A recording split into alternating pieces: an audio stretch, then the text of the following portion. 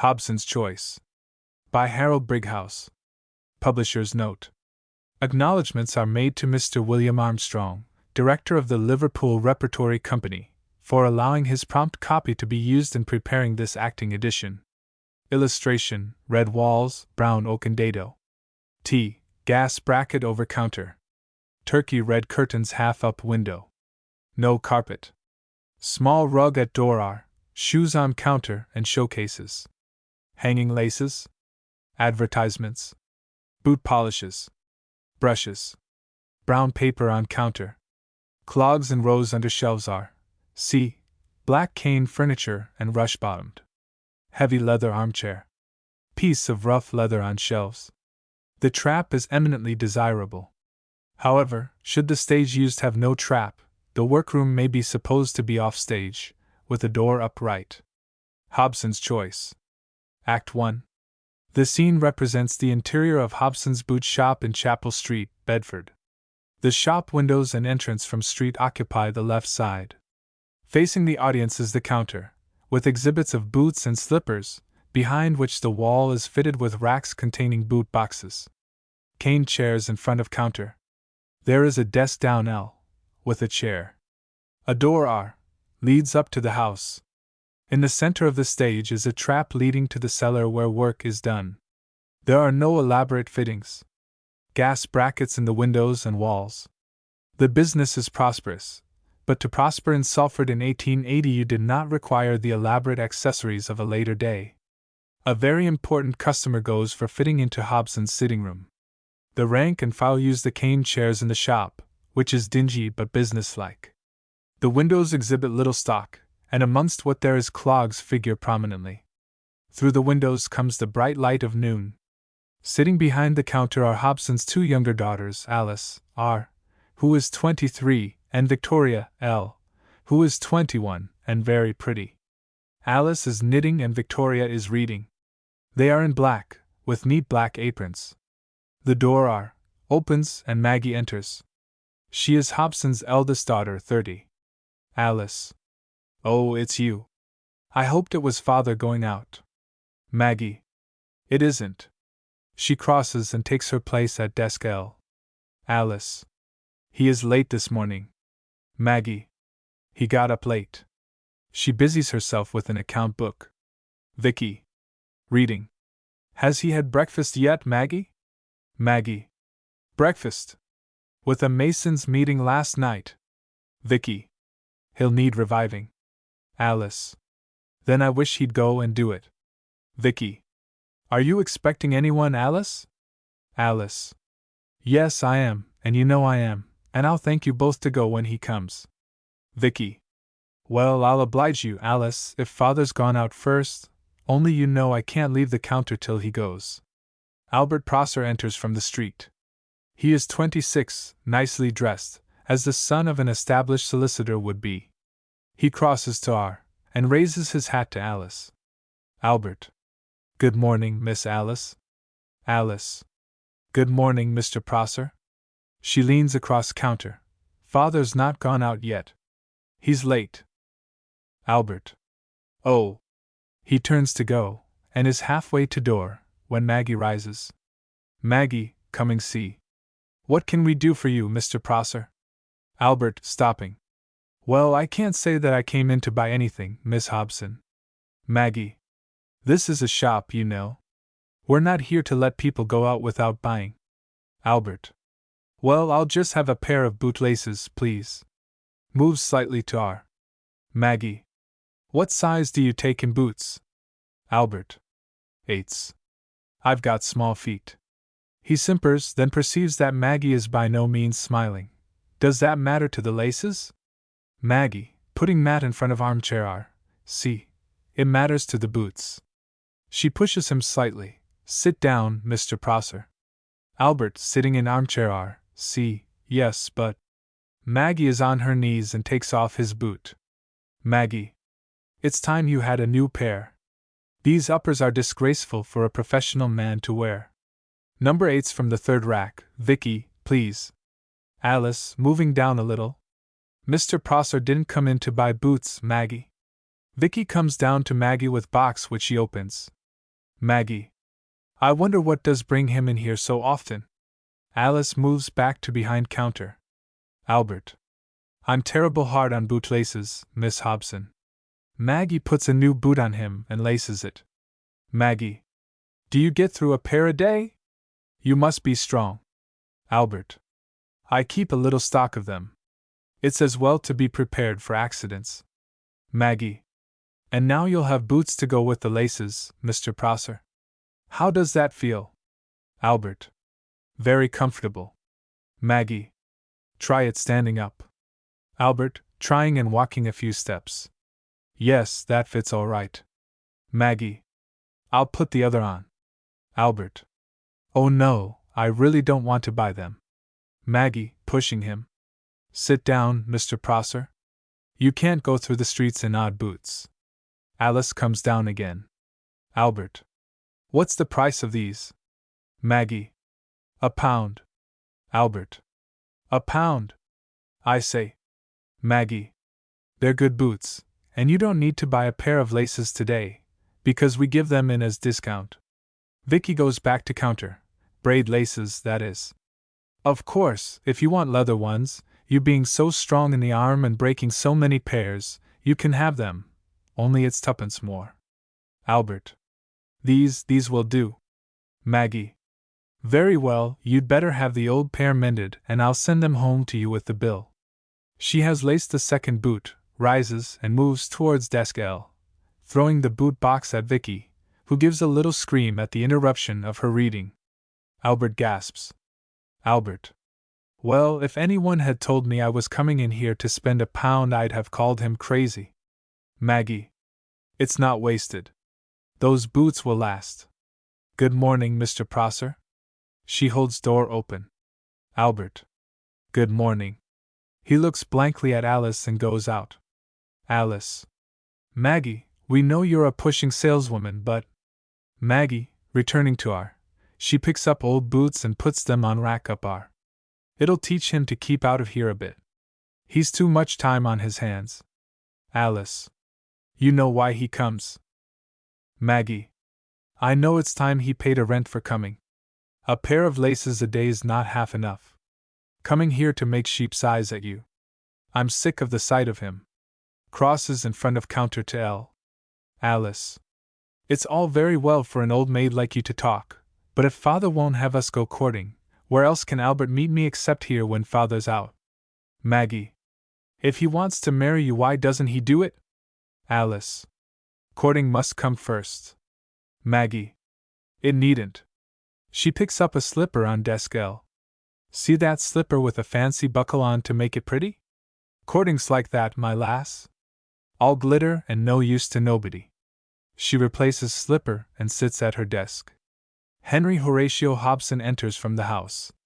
He is 55, successful, coarse, florid, and a parent of the period. His hat is on. It is one of those felt hats which are halfway to tall hats in shape.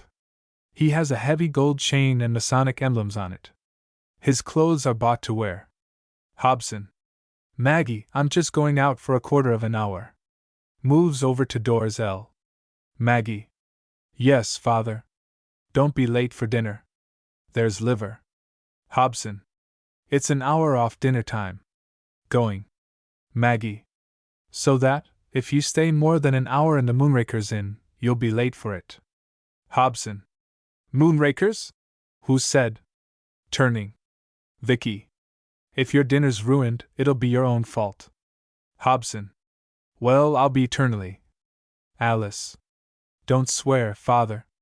Hobson, putting hat on counter. No, I'll sit down instead. He moves to R, C, and sits in armchair R, C, facing them. Listen to me, you three. I've come to conclusions about you. And I won't have it. Do you hear that? Interfering with my goings out and comings in. The idea! I've a mind to take measures with the lot of you. Maggie. I expect Mr. Heeler's waiting for you in Moonrakers, father. Hobson. He can go on waiting. At present, I'm addressing a few remarks to the rebellious females of this house, and what I say will be listened to and heeded. I've noticed it coming on ever since your mother died. There's been a gradual increase of uppishness towards me. Vicky. Father, you'd have more time to talk after we've closed tonight. She is anxious to resume her reading. Hobson. I'm talking now, and you're listening. Providence has decreed that you should lack a mother's hand at the time when single girls grow bumptious and must have somebody to rule. But I'll tell you this, you'll none rule me. Vicky. I'm sure I'm not bumptious, Father. Hobson. Yes, you are. You're pretty, but you're bumptious, and I hate bumptiousness like I hate a lawyer. Alice. If we take trouble to feed you, it's not bumptious to ask you not to be late for your food. Vicky. Give and take, Father. Hobson. I give and you take, and it's going to end. Maggie. How much a week do you give us? Hobson. That's neither here nor there. Rises and moves to doors L. At moment I'm on uppishness, and I'm warning you your conduct towards your parents got to change. Turns to the counter. But that's not all. That's private conduct, and now I pass to broader aspects, and I speak of public conduct. I've looked upon my household as they go about the streets, and I've been disgusted. The fair name and fame of Hobson have been outraged by members of Hobson's family, and uppishness has done it. Vicky. I don't know what you're talking about. Hobson. Vicky, you're pretty, but you can lie like a gas meter. Who had new dresses on last week? Alice. I suppose you mean Vicky and me. Hobson. I do. Vicky. We shall dress as we like, Father, and you can save your breath. Hobson. I'm not stopping in from my business appointment for the purpose of saving my breath. Vicky. You like to see me in nice clothes. Hobson. I do.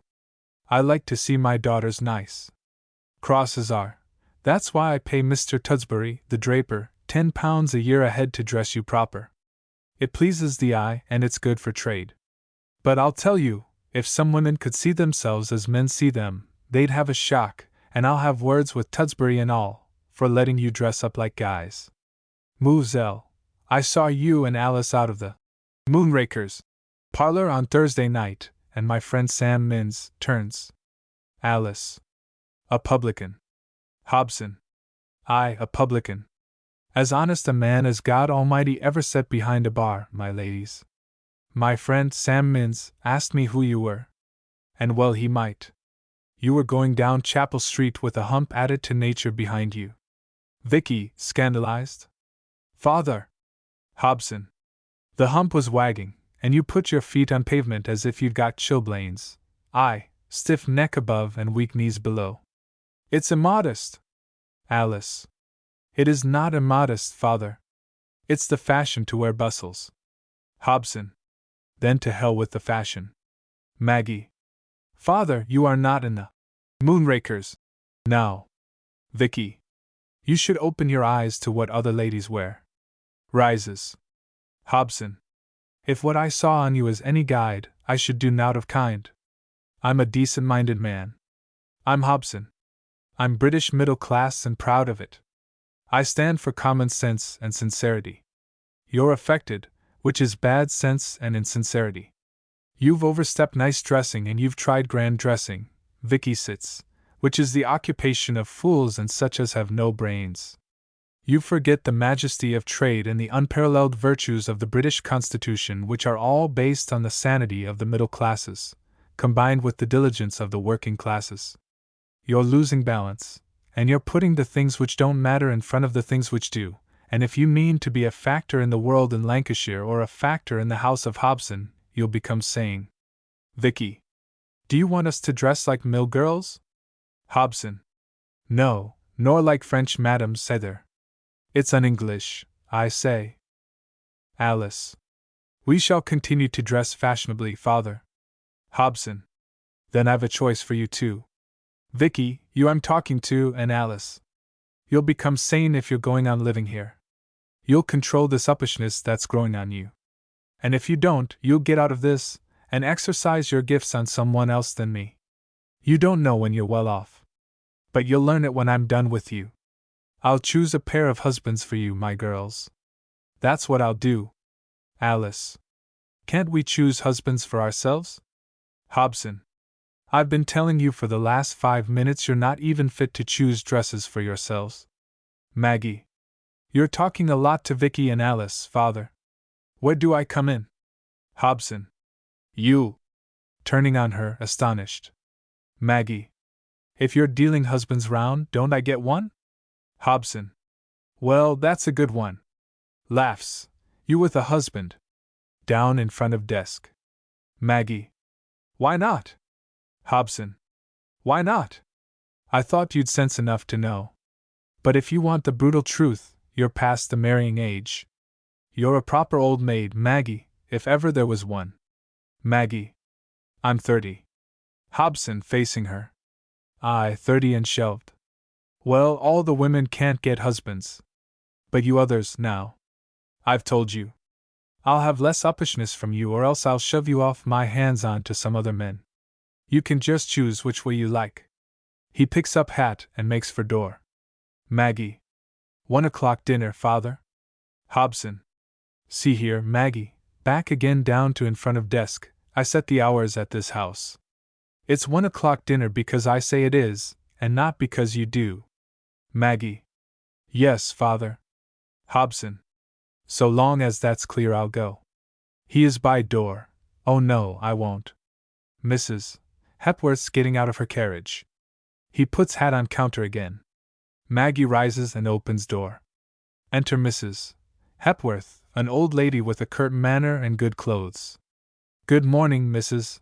Hepworth. What a lovely day. He crosses R, and places chair. Mrs. Hepworth, sitting in armchair R, C. Morning, Hobson. She raises her skirt. I've come about those boots you sent me home. Hobson kneeling on Mrs. Hepworth's R, and fondling foot. Maggie is C. Yes, Mrs. Hepworth. They look very nice. Mrs. Hepworth. Get up, Hobson. He scrambles up, controlling his feelings. You look ridiculous on the floor. Who made these boots? Hobson. We did. Our own make. Mrs. Hepworth. Will you answer a plain question? Who made these boots? Hobson. They were made on the premises. Mrs.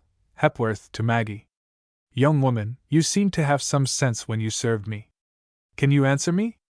Maggie. I think so, but I'll make sure for you, Mrs. Hepworth.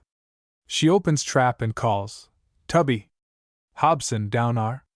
You wish to see the identical workman, madam? Mrs. Hepworth. I said so. Hobson. I am responsible for all work turned out here. Mrs. Hepworth. I never said you weren't. Tubby Wadlow comes up trap. A white-haired little man with thin legs and a paunch, in dingy clothes with no collar and a colored cotton shirt. He has no coat on. Tubby. Yes, Miss Maggie? He stands half out of trap, not coming right up. Mrs. Hepworth. Man, did you make these boots? She rises and advances one pace towards him. Tubby. No, ma'am. Mrs. Hepworth. Then who did? Am I to question every soul in the place before I find out? Looking round. Tubby. They're Willie's making those. Mrs. Hepworth. Then tell Willie I want him. Tubby. Certainly, ma'am. He goes down trap and calls. Willie! Mrs. Hepworth. Who's Willie? Hobson. Name of Mossop, madam. But if there is anything wrong, I assure you I'm capable of making the man suffer for it. Willie Mossop comes up trap. He is a lanky fellow, about 30, not naturally stupid but stunted mentally by a brutalized childhood. He is a raw material of a charming man, but at present, it requires a very keen eye to detect his potentialities. His clothes are an even poorer edition of Tubby's. He comes halfway up trap. Mrs. Hepworth, standing R, of trap. Are you Mossop? Willie. Yes, mum. Mrs. Hepworth. You made these boots? Willie, peering at them. Yes, I made them last week. Mrs. Hepworth. Take that. Willie, bending down, rather expects that to be a blow. Then he raises his head and finds she is holding out a visiting card. He takes it. See what's on it. Willie, bending over the card. Writing? Mrs. Hepworth. Read it. Willie. I'm trying. His lips move as he tries to spell it out.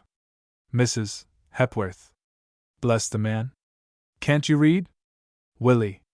I do a bit. Only it's such funny print. Mrs. Hepworth. It's the usual italics of a visiting card, my man. Now listen to me. I heard about this shop, and what I heard brought me here for these boots. I'm particular about what I put on my feet. Hobson, moving slightly towards her. I assure you it shall not occur again, Mrs. Hepworth. Mrs. Hepworth. What shan't? Hobson, crestfallen. I don't know. Mrs. Hepworth. Then hold your tongue. Mossop, I've tried every shop in Manchester, and these are the best made pair of boots I've ever had. Now you'll make my boots in future. You hear that, Hobson?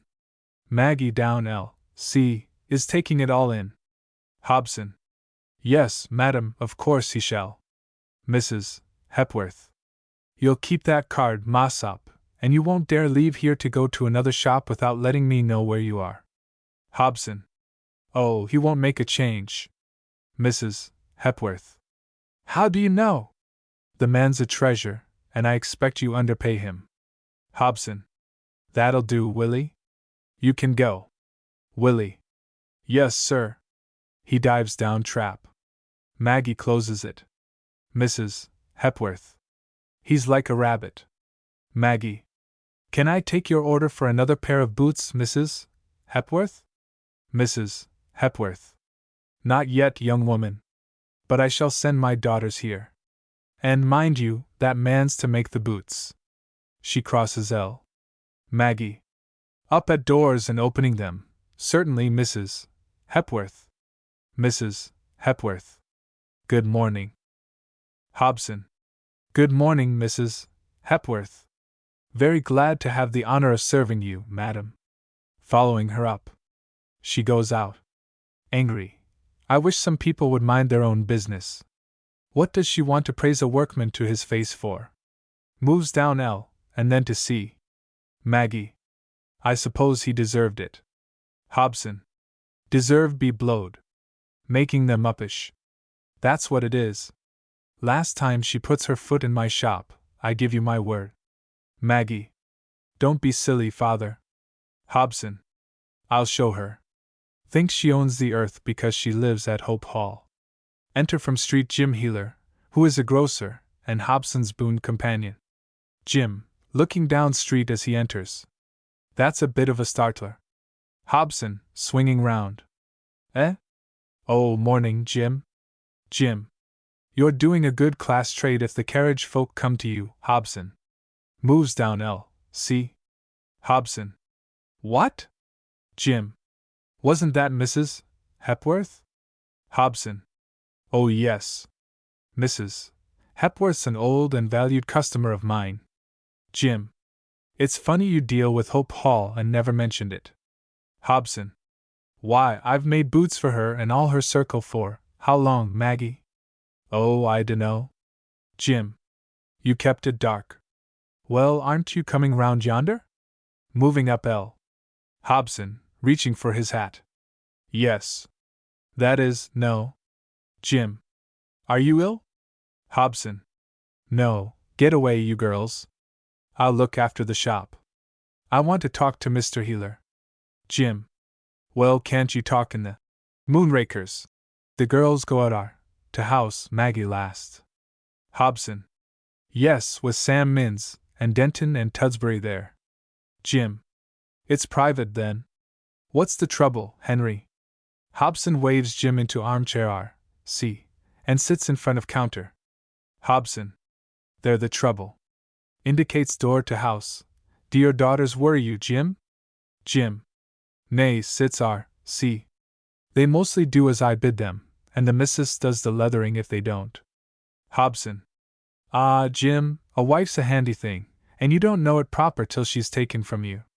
I felt grateful for the quiet when my Mary fell on rest, but I can see my mistake now. I used to think I was hard put to it to fend her off when she wanted summat out of me, but the dominion of one woman is paradise to the dominion of three. Jim. It sounds a sad case, Henry. Hobson. I'm a talkative man by nature, Jim. You know that. Jim. You're an orator, Henry. I doubt John Bright himself is better gifted of the gab than you. Hobson. Nay, that's putting it a bit too strong. A good case needs no flattery. Jim. Well, you're the best debater in the Moonraker's parlor. Hobson. And that's no more than truth. Yes, Jim, in the estimation of my fellow men, I give forth words of weight. In the eyes of my daughters I'm a windbag. Rises and moves down L. Jim. Nay. Never. Hobson. I am. Turns. They scorn my wisdom, Jim. They answer back. I'm landed in a hole, a great and undignified hole. My own daughters have got the upper hand of me. Jim. Women are worse than men for getting above themselves. Hobson. A woman's foolishness begins where man's leaves off. Jim. They want a firm hand, Henry. Hobson. I've lifted up my voice and roared at them. Jim. Beware of roaring at women, Henry. Roaring is mainly hollow sound. It's like trying to defeat an army with banging drums instead of cold steel. And it's steel in a man's character that subdues the women. Hobson. I've tried all ways, and I'm fair moithered. I dunno what to do. Scratches his head. Jim. Then you quit roaring at 'em and get 'em Wednesday. Rises. Hobson. I've thought of that. Trouble is to find the men. Jim. Men's common enough. Are you looking for angels in breeches? Hobson. I'd like my daughters to wed temperance young men, Jim. Jim. You keep your ambitions within reasonable limits, Henry. You've 3 daughters to find husbands for. Hobson. 2, Jim, 2. Jim. 2? Hobson. Vicky and Alice are mostly window dressing in the shop. But Maggie's too useful to part with. And she's a bit on the ripe side for marrying, is our Maggie. Jim. I've seen 'em do it at double her age. Still, leaving her out, you've 2. Hobson. One'll do for a start, Jim. Crosses to R. It's a thing I've noticed about wenches. Get one wedding in a family and it goes through the lot like measles. Moves round chair to up R. Jim. Well, you want a man, and you want him temperance. It'll cost you a bit, you know. Sits in chair below L. Side of counter. Hobson, going to him. Eh? Oh, I'll get my hand down for the wedding all right. Jim. A warm man like you'll have to do more than that. There's things called settlements. Hobson. Settlements? Jim. Aye. You've to bait your hook to catch fish, Henry. Hobson. Then I'll none go fishing. Sits. Jim. But you said? Hobson. I've changed my mind. I'd a fancy for a bit of peace, but there's luxuries a man can buy too dear. Settlements indeed. Jim. I had a man in mind. Hobson. You keep him there, Jim. I'll rub along and chance it. Settlements indeed. Jim. You save their keep. Hobson. They work for that. And they're none of them big eaters. Jim. And their wages. Hobson. Wages? Do you think I pay wages to my own daughters? Rises and goes to desk L. I'm not a fool. Jim. Then it's all off? Rises.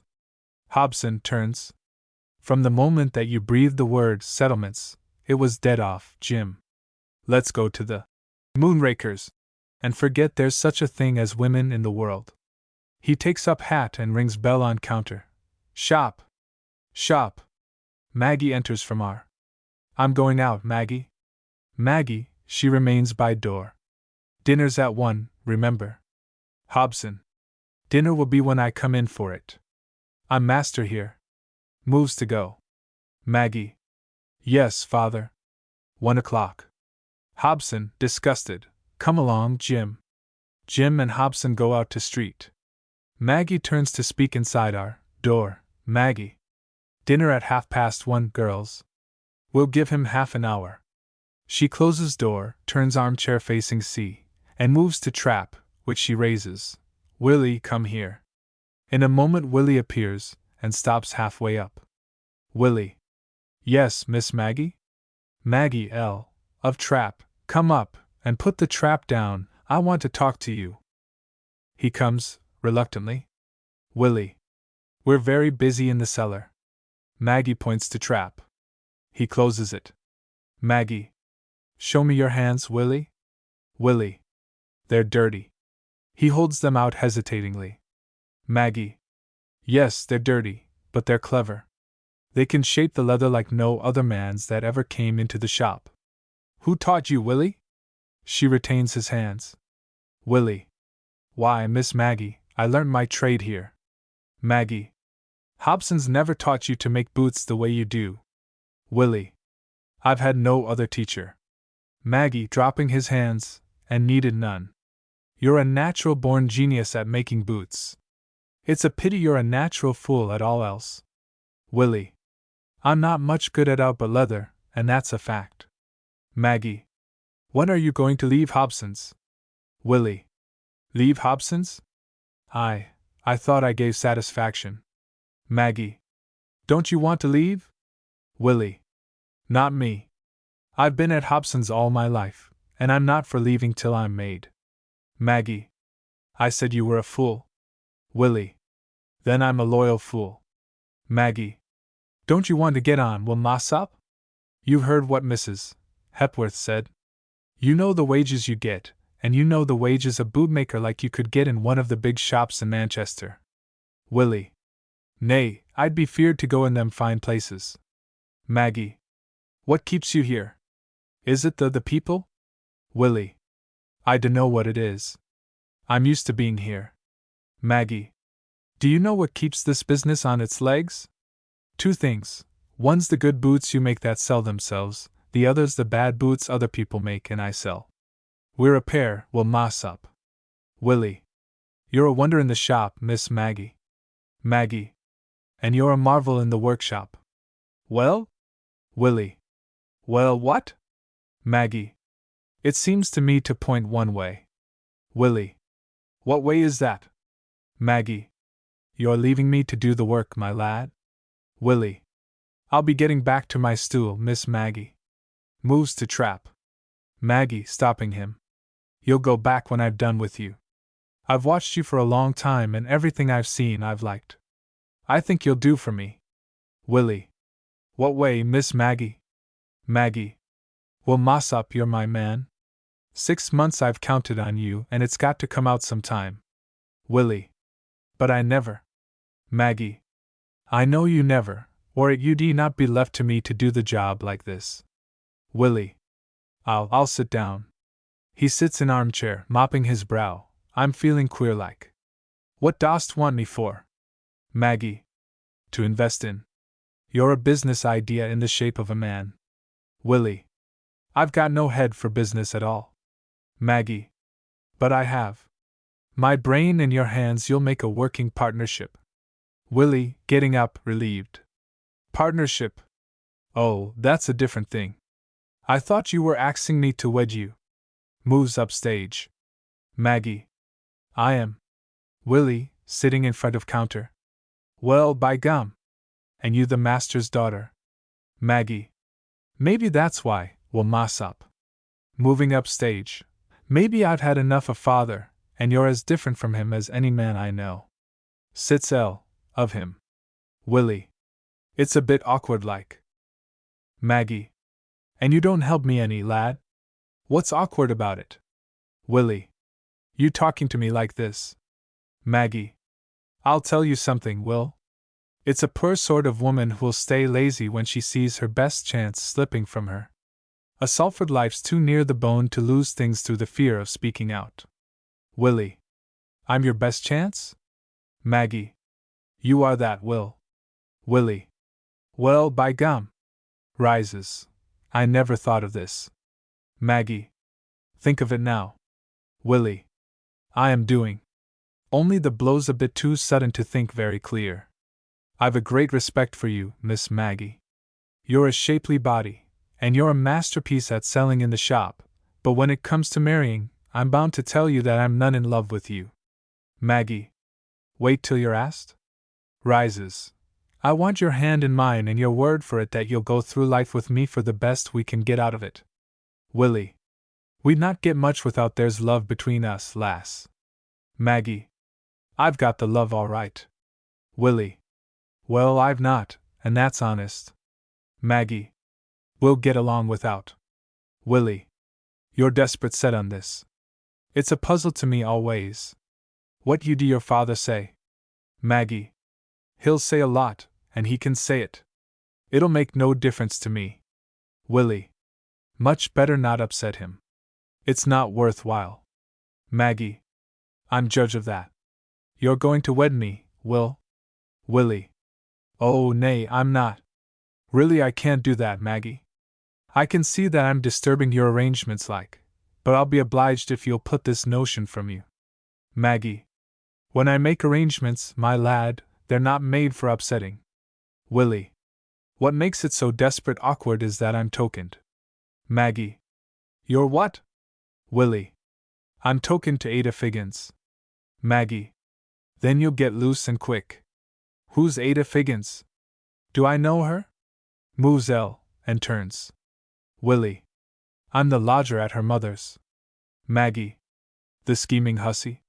It's not that Sandy Gill who brings your dinner? Moves C. Willie. She's golden-haired as Ada. Aye, she'll be here soon. Maggie. And so shall I. I'll talk to Ada. I've seen her and I know the breed. Ada's the helpless sort. Turns L. Willie. She needs protecting. Maggie. That's how she got you, was it? Turns C. Yes, I can see her clinging round your neck until you fancied you were strong. But I'll tell you this, my lad, it's a desperate poor kind of a woman that'll look for protection to the likes of you. Willie. Ada does. Maggie. And that gives me the weight of her. She's born to meekness, Ada is. You wed her, and you'll be an 18-shilling-a-week bootmaker all the days of your life. You'll be a slave, and a contented slave. Willie. I'm not ambitious that I know of. Maggie. No, but you're going to be. I'll see to that. I've got my work cut out, but there's the makings of a man about you. Willie. I wish you'd leave me alone. Sits R. Maggie. So does the fly when the spider catches him. You're my man, Willie Mossop. Moves to desk. Willie. Aye, so you say. Ada would tell another story, though. Ada Figgins enters from street.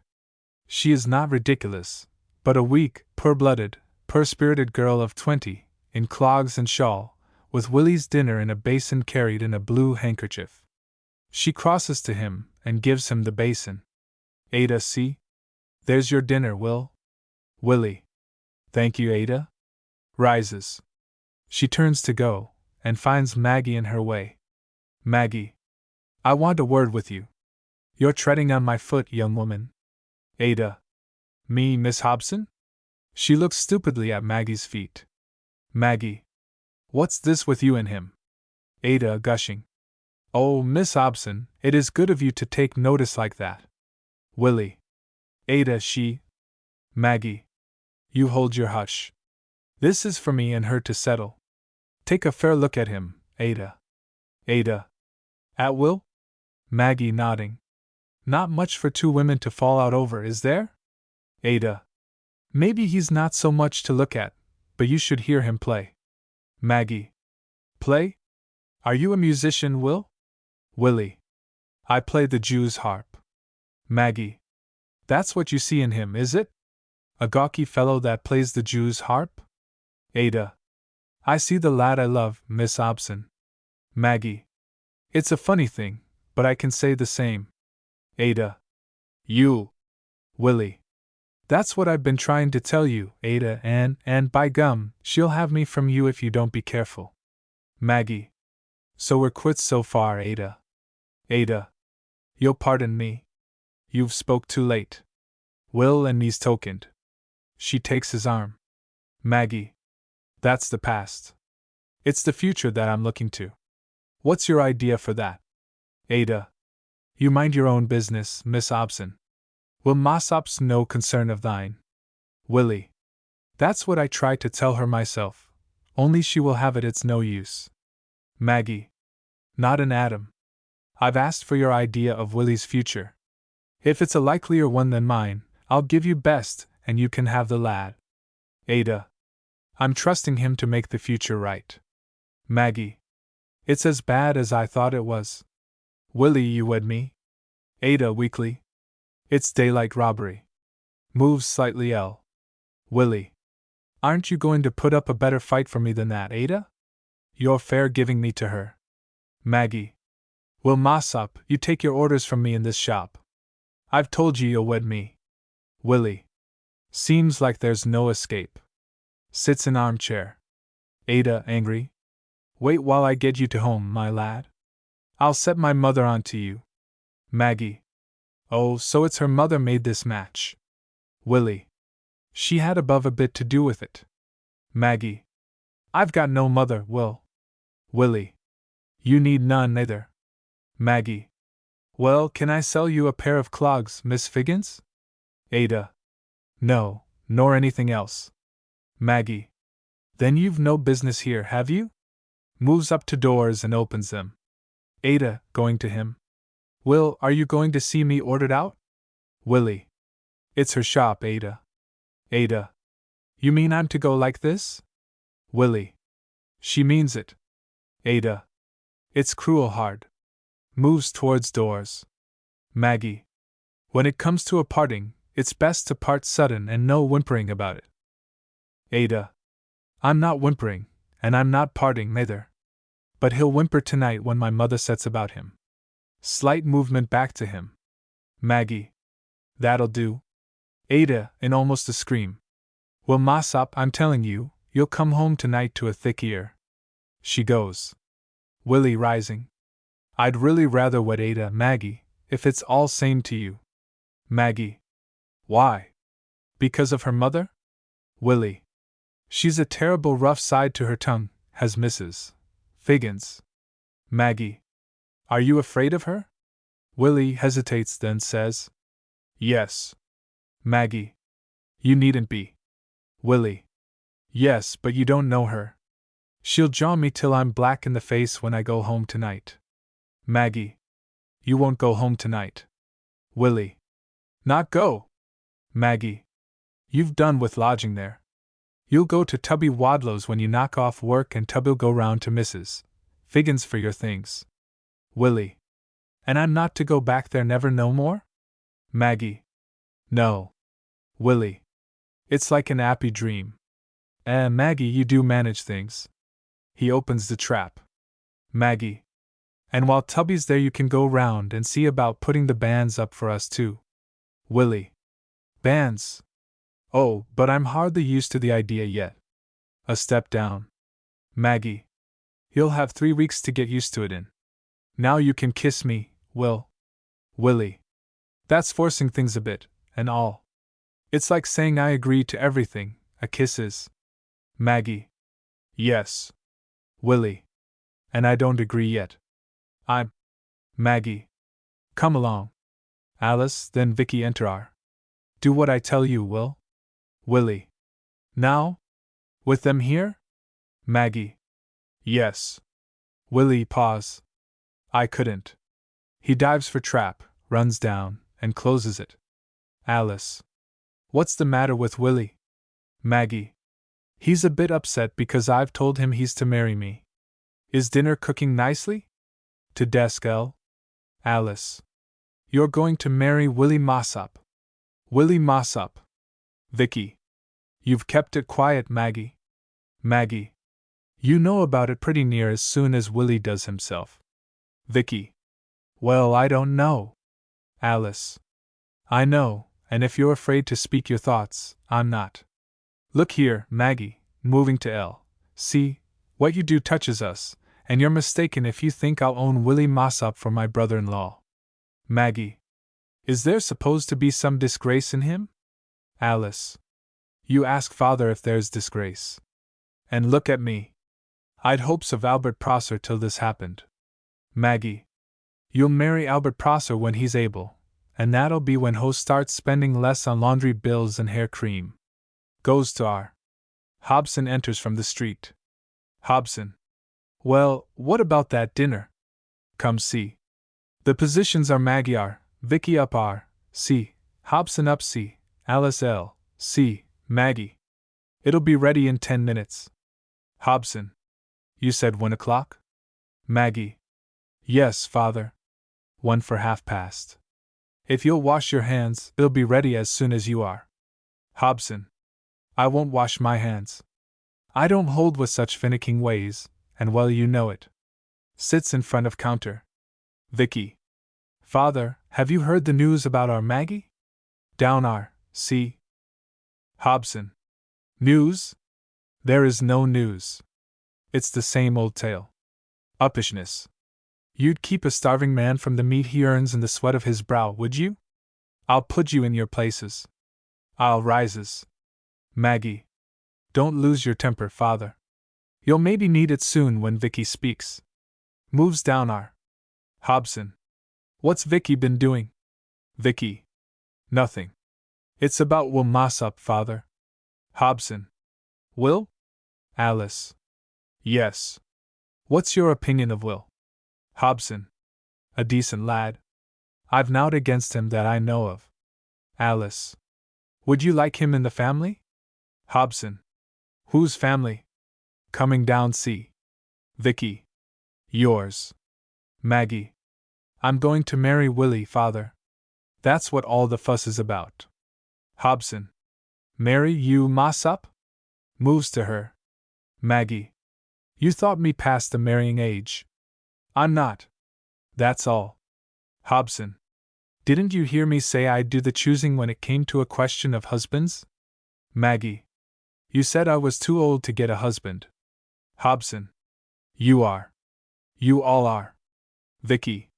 Father. Hobson.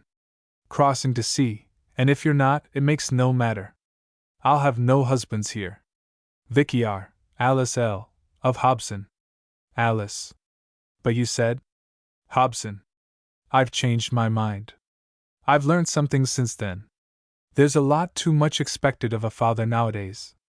There'll be no weddings here. Alice. Oh, father! Hobson, taking them down. Go and get my dinner served and talk less. Go on now. I'm not in right temper to be crossed. He drives Alice and Vicky before him. They go out protesting loudly. But Maggie stands in his way as he follows and she closes the door. She looks at him from the stair. Maggie. You and I'll be straight with one another, father. I'm not a fool and you're not a fool, and things may as well be put in their places as left untidy. Hobson. I tell you my mind's made up. You can't have Willie Mossop. Why, lass, his father was a workhouse brat. A come by chance. Moves C.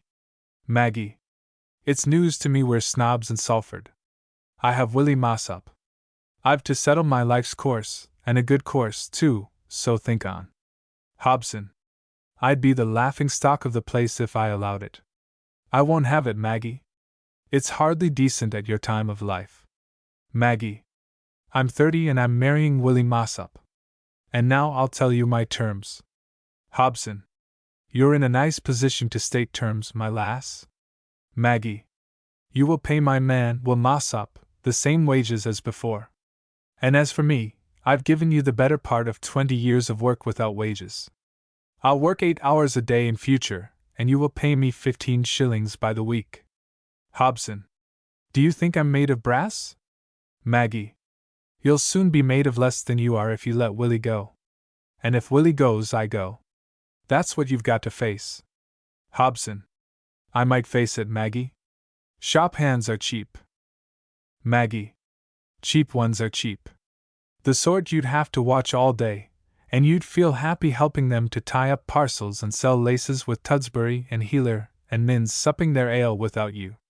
I'm value to you, so's my man, and you can boast it at the Moonrakers that your daughter Maggie's made the strangest, finest match a woman's made this 50 year. And you can put your hand in your pocket and do what I propose. Hobson. I'll show you what I propose, Maggie. He lifts trap and calls, "Well, moss up." He places hat on counter and unbuckles belt.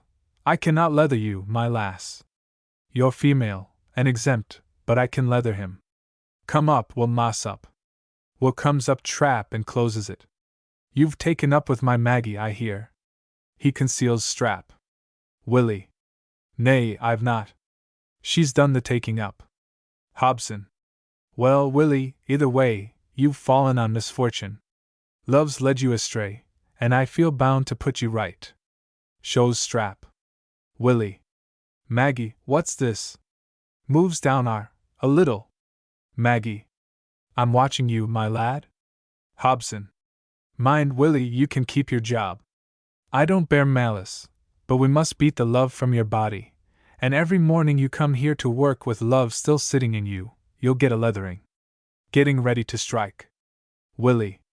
"You'll not beat love in me. You're making a great mistake, Mr. Hobson, and—" Hobson. "You'll put aside your weakness for my Maggie if you've a liking for a sound skin. You'll waste a gradely lot of brass at chemists if I am at you for a week with this." He swings the strap. Willie. "I'm none wanting thy Maggie, it's her that's after me, but I'll tell you this, Mr. Hobson," seizing Maggie roughly by the arm, "if you touch me with that belt, I'll take her quick, aye, and stick to her like glue." Hobson. "There's na but one answer to that kind of talk, my lad." He strikes with belt. Maggie shrinks. Willie. "And I've na but one answer back. Maggie, I've none kissed you yet. I shirked before. But by gum, I'll kiss you now." He kisses her quickly, with temper, not with passion, as quickly leaves her, to face Hobson, and take you and hold you. "And if Mr. Hobson raises up that strap again, I'll do more. I'll walk straight out of shop with thee, and us two you'll set up for ourselves." Maggie. "Willie! I knew you had it in you, lad." She puts her arm round his neck. He is quite unresponsive. His hands fall limply to his sides. Hobson stands in amazed indecision. Curtain. Act 2. A month later. The shop is Act I. It is about midday. Alice is in Maggie's chair at the desk, some ledgers in front of her, and Vicky is reading behind the counter. The trap is open and Tubby stands near the desk by Alice. Alice.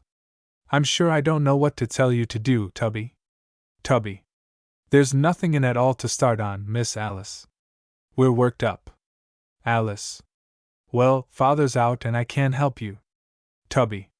"He'll play old Harry if he comes in and finds us doing nowt in the workroom." Vicky. "Then do something.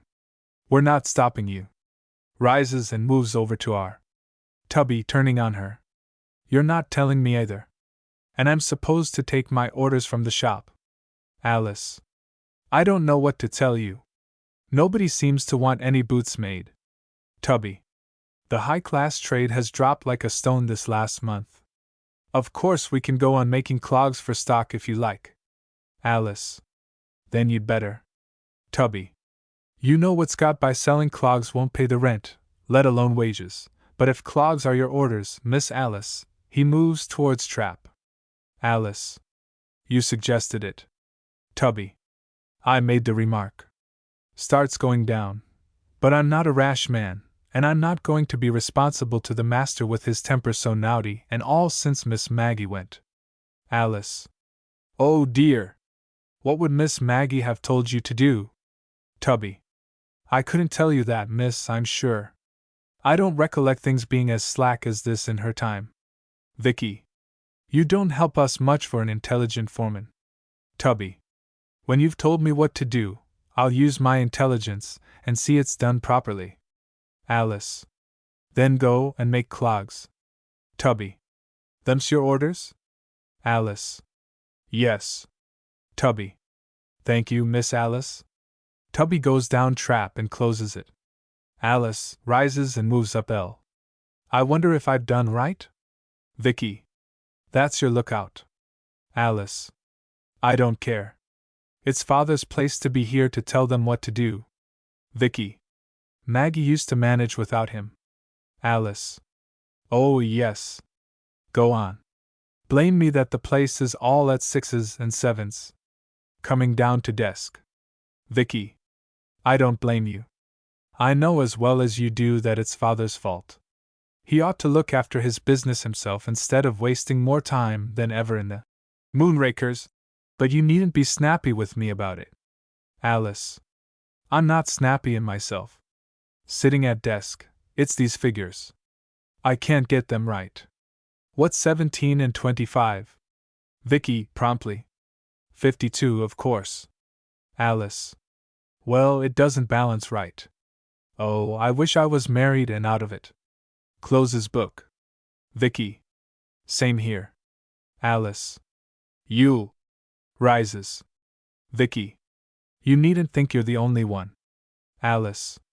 Well, you're sly, Vicky Hobson. You've kept it to yourself. Vicky. It's just as well now that I did. Maggie's spoilt our chances forever. Nobody's fretting to get Willie Mossop for a brother-in-law. Maggie enters, followed by Freddie Binstock and then Will. Maggie and Will are actually about to be married, but their dress does not specially indicate it. They are not in their older clothes, and that is all. Freddie is smarter than either, though only in his everyday dress.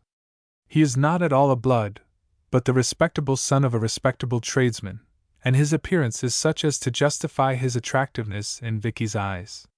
Will, very shy, remains up L.C., near the counter. Alice. Maggie, you here? Maggie. I thought we'd just drop in. Vicky, what's this that Mr. Beanstalk's telling me about you and him? Vicky, sullenly. If he's told you, I suppose you know. Freddie L. of counter, smilingly. She got it out of me, Vicky. Vicky. I don't know that it's any business of yours, Maggie. The positions now are Vicky R., Maggie R., C., Freddie C., Will up L. C., Alice down L. C. Maggie. You'll never get no farther with it by yourselves from what I hear of father's carryings on. Vicky. That's your fault. Yours and his. Moving behind counter and indicating Willie, who is trying to efface himself at the back. Maggie sharply. Leave that alone. I'm here to help you if you'll have my help. Vicky would say no, but. Freddie. It's very good of you, Miss Maggie, I must say. Your father has turned very awkward. Maggie. I reckon he'll change. Has your young man been in yet this morning, Alice? Moves to desk. Freddie moves to Vicky and leaning across the counter carries on a mild flirtation with her. Alice, indignantly. My young. Maggie. Albert Prosser. Alice. No. Maggie. Do you expect him? Alice. He's not been here so often since you and Willie Mossop got. Maggie sharply. Since when? Alice. Since you made him buy that pair of boots he didn't want. Maggie moving see. I see. He didn't like paying for taking his pleasure in our shop. Well, if he's not expected, somebody must go for him. Prosser, Pilkington and Prosser, solicitors of Bexley Square. That's right, isn't it? Alice. Yes. Alberts. And Prosser. Maggie, moving up stage R. I. Quite a big man in his way. Then, will you go and fetch him, Mr. Binstock? Tell him to bring the paper with him. Vicky, dropping down R, indignantly. You're ordering folk about a bit. Maggie. I'm used to it. Freddie. It's all right, Vicky. Alice. Is it? Suppose father comes in and finds Albert and Freddie here? Maggie. He won't. Alice. He's beyond his time already. Maggie. I know. You must have worried father very badly since I went, Alice. Goes to Alice, L. Alice. Why? Maggie. Tell them, Mr. Binstock. Freddie. Well, the fact is, Mr. Hobson won't come because he's at our place just now. Vicky. At your corn warehouse? What's father doing there? Freddie. He's sleeping, Vicky. Alice. Sleeping? Willie sits on a chair in front of the counter. Freddie. You see, we've a cellar trap in our place that opens in the pavement, and your father wasn't looking very carefully where he was going and he fell into it. Vicky. Fell? Is father hurt? Up to Freddie. Freddie. He's snoring very loudly, but he isn't hurt. He fell soft on some bags. Maggie. Now you can go for Albert Prosser. Freddie moves to doors. Alice. Is that all we're to be told? Maggie. It's all there is to tell till Freddie's seen his solicitor. Freddie to Vicky. I'll not be long. Maggie. Don't. I've a job here for you when you get back. Freddie goes out. Alice. I don't know what you're aiming at, Maggie, but. Maggie. The difference between us is that I do. I always did. Goes Vicky, indicating Willie. It's a queer thing you aimed at. Moves up to behind counter. Maggie, moving up to Will. I've done uncommon well myself, and I've come here to put things straight for you. Father told you to get married and you don't shape. Alice. He changed his mind. Maggie. I don't allow for folks to change their minds. He made his choice. He said get married, and you're going to. Vicky. You haven't made it easier for us, you know. Maggie. Meaning Willie? Willie. It wasn't my fault, Miss Vicky, really it wasn't. Maggie. You call her Vicky, Will? Vicky. No, he doesn't. Drops down stage R. Maggie. He's in the family or going to be. And I'll tell you this. If you want your Freddie, and if you want your Albert, you'll be respectful to my Willie. Alice. Willie Mossop was our boot hand. Maggie. He was, and you'll let bygones be bygones. He's as good as you are now, and better. Willie. Nay, come, Maggie. Maggie. Better, I say. They're shop assistants. You're your own master, aren't you? Willie. I've got my name wrote up on the windows, but I dunno so much about being master. Maggie, producing card and moving down to Alice. That's his business card, William Mossop, practical boot and shoemaker, 39A, Oldfield Road, Salford. William Mossop, master bootmaker. That's the man you're privileged to call by his Christian name. Aye, and I'll do more for you than let you call him in his name. You can both of you kiss him for your brother-in-law to be. Willie rising. Nay, Maggie, I'm no great hand at kissing. Vicky and Alice are much annoyed. Maggie dryly. I've noticed that. A bit of practice will do you no harm. Come along, Vicky. Alice, interposing. But Maggie, a shop of your own. Maggie, grimly. I'm waiting, Vicky. Willie. I don't see that you ought to drive her to it, Maggie. Maggie. You hold your hush. Crosses are, to Vicky. Alice. But however did you manage it? Where did the capital come from? Maggie. It came. Will, stand still. She's making up her mind to it. Willie. I'd just as lief not put her to the trouble. Maggie.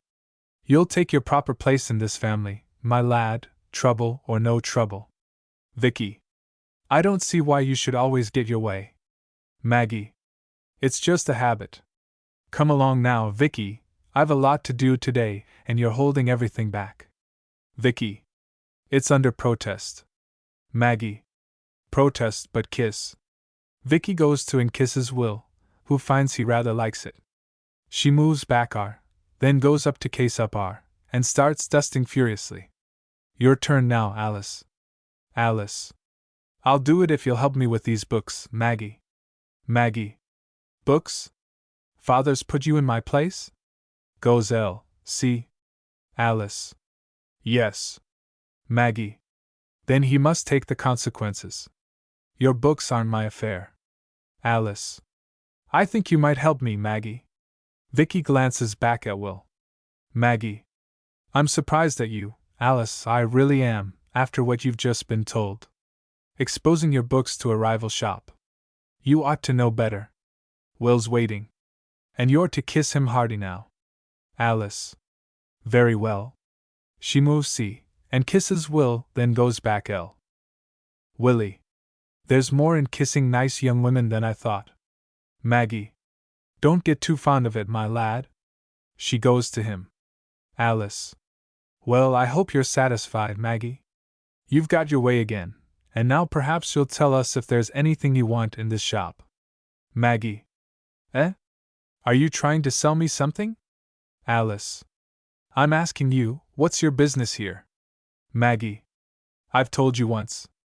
Will and me's taking a day off to put you in the way of getting wed.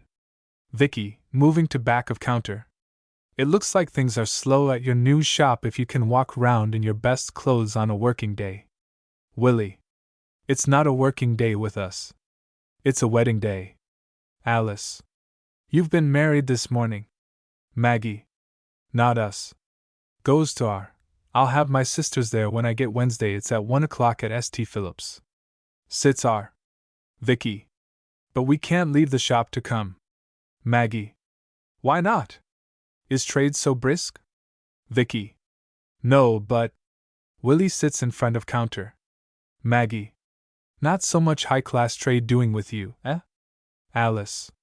I don't see how you knew. Maggie. I'm good at guessing. You'll not miss out by coming with us to church, and we'll expect you at home tonight for a wedding spread. Vicky. It's asking us to approve. Maggie. You have approved. You've kissed the bridegroom and you'll go along with us. Father's safe where he is. Rises and crosses L. Alice.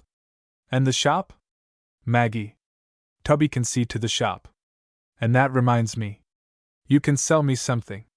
There are some rings in that drawer there, Vicky. Vicky. Brass rings? Maggie. Yes. I want one. That's the size. She holds up her wedding ring finger and moves to the counter. Vicky. That. But you're not taking it for. Vicky puts box of rings on counter. Maggie. Yes, I am. Will and me aren't throwing money round, but we can pay our way. There's 4p for the ring. Gather it up, Vicky. Putting down money and trying on rings. Alice. Wedded with a brass ring. Maggie. This one will do. It's a nice fit. Alice, you haven't entered that sale in your book. No wonder you're worried with the accounts if that's the way you see to them. She comes down L.C. and puts ring in her bag. Alice. I'm a bit too much astonished at you to think about accounts. A ring out of stock. Maggie. They're always out of someone's stock. Vicky. Well, I'd think shame to myself to be married with a ring like that. Maggie. When folks can't afford the best they have to do without. Vicky. I'll take good care I never go without. Maggie. Semi-detached for you, I suppose, and a house full of new furniture. Alice. Haven't you furnished? Maggie. Partly what? We've made a start at the flat iron market. Sits L. of Willie. Alice. I'd stay single sooner than have other people's cast-off sticks in my house. Where's your pride gone to, Maggie? Maggie. I'm not getting wed myself to help the furnishing trade along.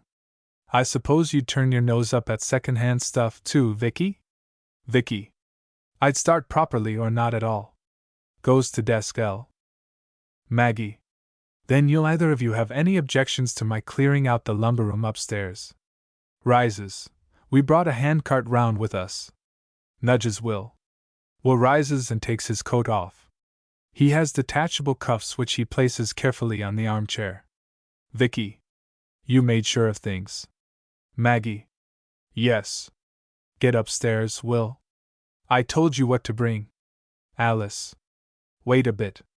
Crosses to see. Maggie. Go on. Moves are, slightly. Will goes into the house. Alice. Let me tell you, if you claim the furniture from your old bedroom, up to Maggie, that it's my room now, and you'll not budge a stick of it. Maggie. I expected you'd promote yourself, Alice. But I said lumber room. There's 2-3 broken chairs in the attic and a sofa with the springs all gone. You'll not tell me they're of any use to you. Alice. Nor to you either. Maggie. Will's handy with his fingers. He'll put in this afternoon mending them. They'll be secure against you come to sit on them at supper time tonight. Vicky. And that's the way you're going to live? With cast-off furniture. Moves to window L. Maggie. I In 2 cellars in Oldfield Road. Vicky and Alice. A cellar. Maggie. 2 of 'em, Alice? One to live and work in and the other to sleep in. Alice. Well, you do not suit me. Vicky. Nor me. Maggie. It suits me fine. And when me and Will are richer than the lot of you together, it'll be a grand satisfaction to look back and think about how we were when we began. Will appears with 2 crippled chairs and begins to cross the shop. Vicky stopping him. Just a minute, Will. She examines the chairs. These chairs are not so bad. Maggie. You can sit on one tonight and see. Vicky. You know, mended up, those chairs would do very well for my kitchen when I'm wed. Alice. Yes, or for mine. Maggie. I reckon my parlor comes afront of your kitchens, though. Vicky. Parlor? I thought you said you'd only one living room? Maggie. Then it might as well be called a parlor as by any other name. Crosses to doors, and opens them. Put the chairs on the handcart, Will. Will goes out to street. And as for your kitchens, you've got none yet, and if you want my plan for you to work, you'll just remember all I'm taking off you is some crippled stuff that isn't yours, and what I'm getting for you is marriage portions. Alice. What? Moves to see. Vicky. Marriage portions, Maggie. Freddie re-enters, accompanied by Albert. Maggie, to Vicky and Alice. You'd better put your hats on now, or you'll be late at the church. Gets between Alice and Vicky, see? Vicky. But aren't we to know first? Maggie, herding them to our exit. You'll know all right. Be quick with your things now. Alice and Vicky go out. Maggie turns. Good morning, Albert. Goes to him, have you got what Freddie asked you for? Albert. Yes, but I'm afraid. Will re-enters from street, crosses and goes off. Maggie. Never mind being afraid. Freddie, I told you I'd a job here for you. You go upstairs with Will. There's a sofa to come down. Get your coat off to it. Now then, Albert. Freddie. But, moving over to Maggie. I've told you what to do, and you can't do it in your coat. Moves down If that sofa isn't here in 2 minutes, I'll leave the lot of you to tackle this yourselves, and a nice hash you'll make of it. Freddie takes his coat off and puts it on a chair in front of the counter. Freddie. All right, Maggie? Freddie goes out. Albert produces blue paper. She reads. Maggie, sitting in armchair see? Do you call this English? Albert standing of her. Legal English, Miss Hobson. Maggie. I thought it weren't the sort we talk in Lancashire. What is it when you've got behind the whereas and the saids and to wits? Albert. It's what you told Freddie to instruct me.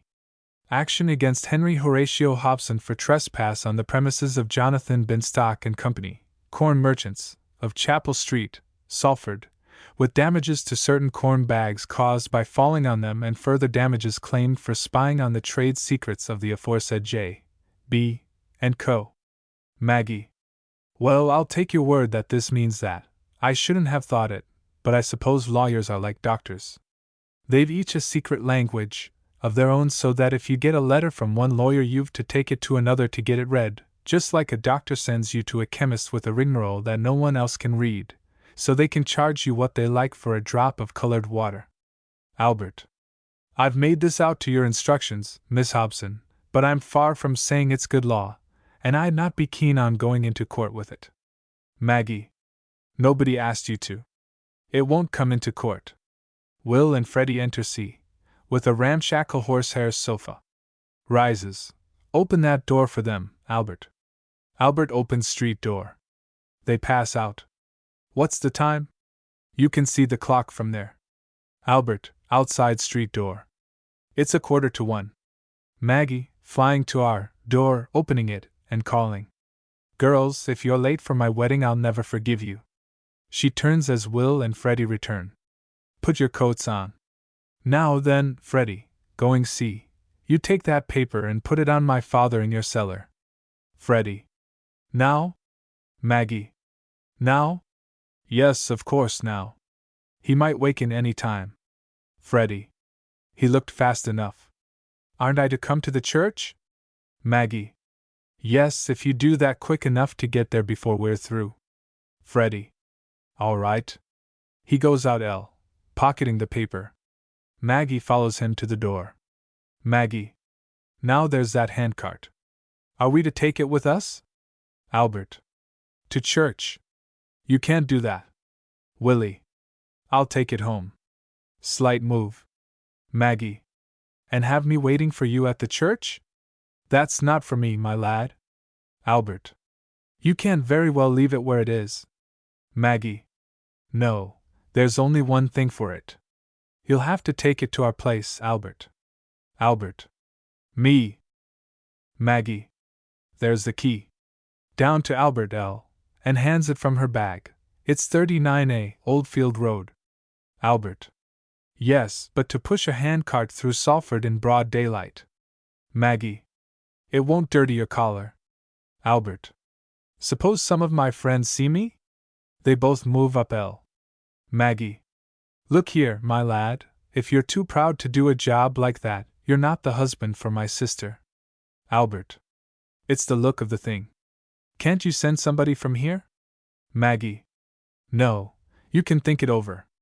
She raises trap. Tubby. Tubby below. Yes, miss. He appears halfway up trap. Why, it's Miss Maggie. Maggie. Come up, Tubby. You're in charge of the shop. We'll all be out for a while. Tubby. I'll be up in half a minute, Miss Maggie. He goes down and closes trap. Maggie. Well, Albert Prosser? Albert up I suppose I must. Maggie. That's right.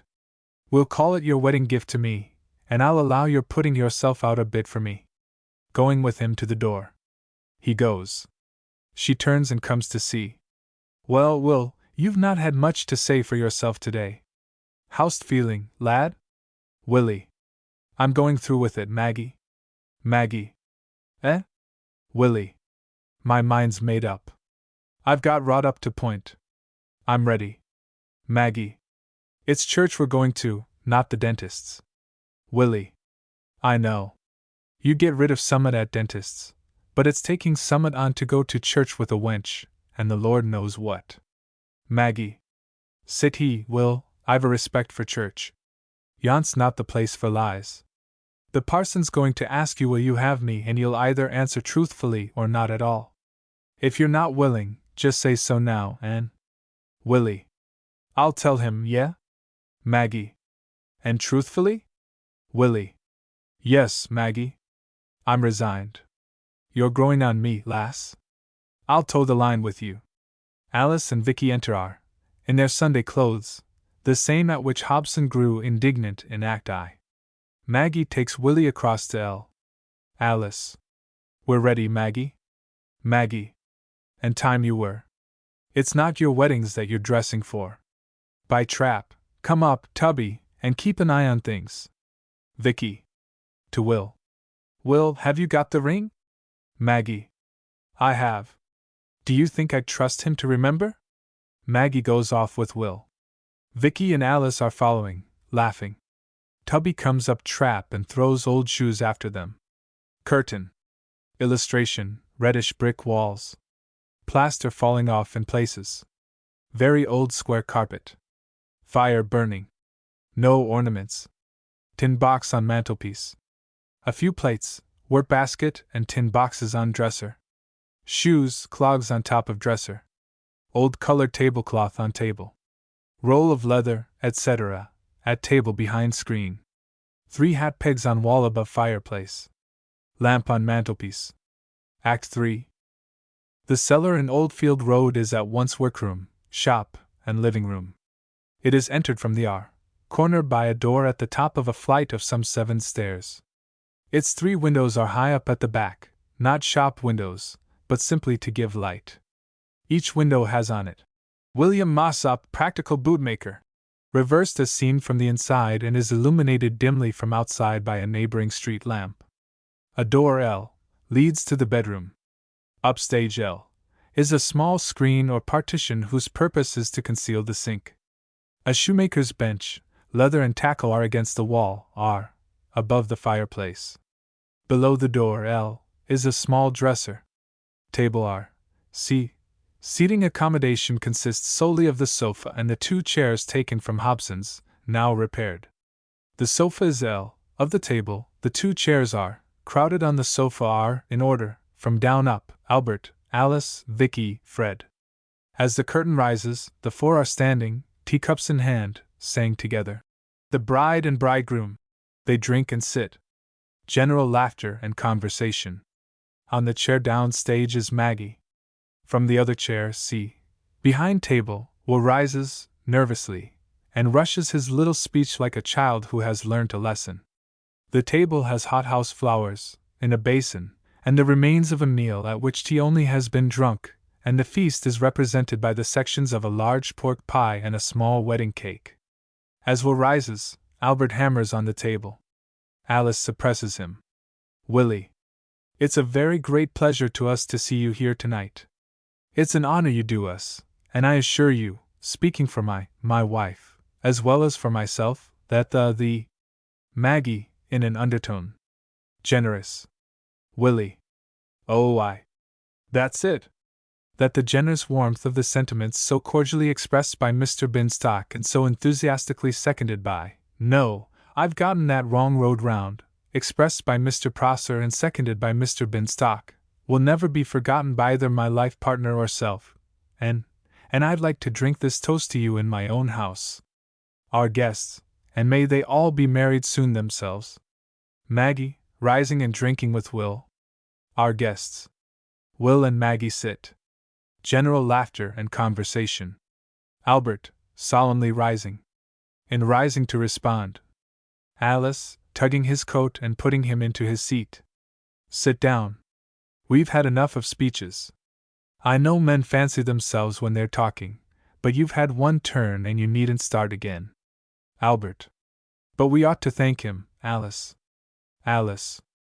I dare say. But you'll not speak as well as he did, so we can leave it with a good wind-up. I'm free to own you took me by surprise, Will. Freddie. Very neat speech indeed. Rising. Vicky. Who taught you, Will? Willie. I've been learning a lot lately. Alice. I thought that speech never came natural from Will. Maggie. I'm educating him. Freddie. Very apt pupil, I must say. Maggie. He'll do. Another 20 years and I know which of you 3 men you'll be thought most of at the bank. Freddie.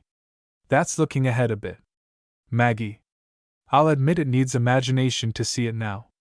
Albert, rising and moving slightly, see. Well, the start's all right, you know. Snug little rooms. Shop of your own. And so on. I was wondering where you raised the capital for this, Maggie. Maggie. You mustn't call it my shop.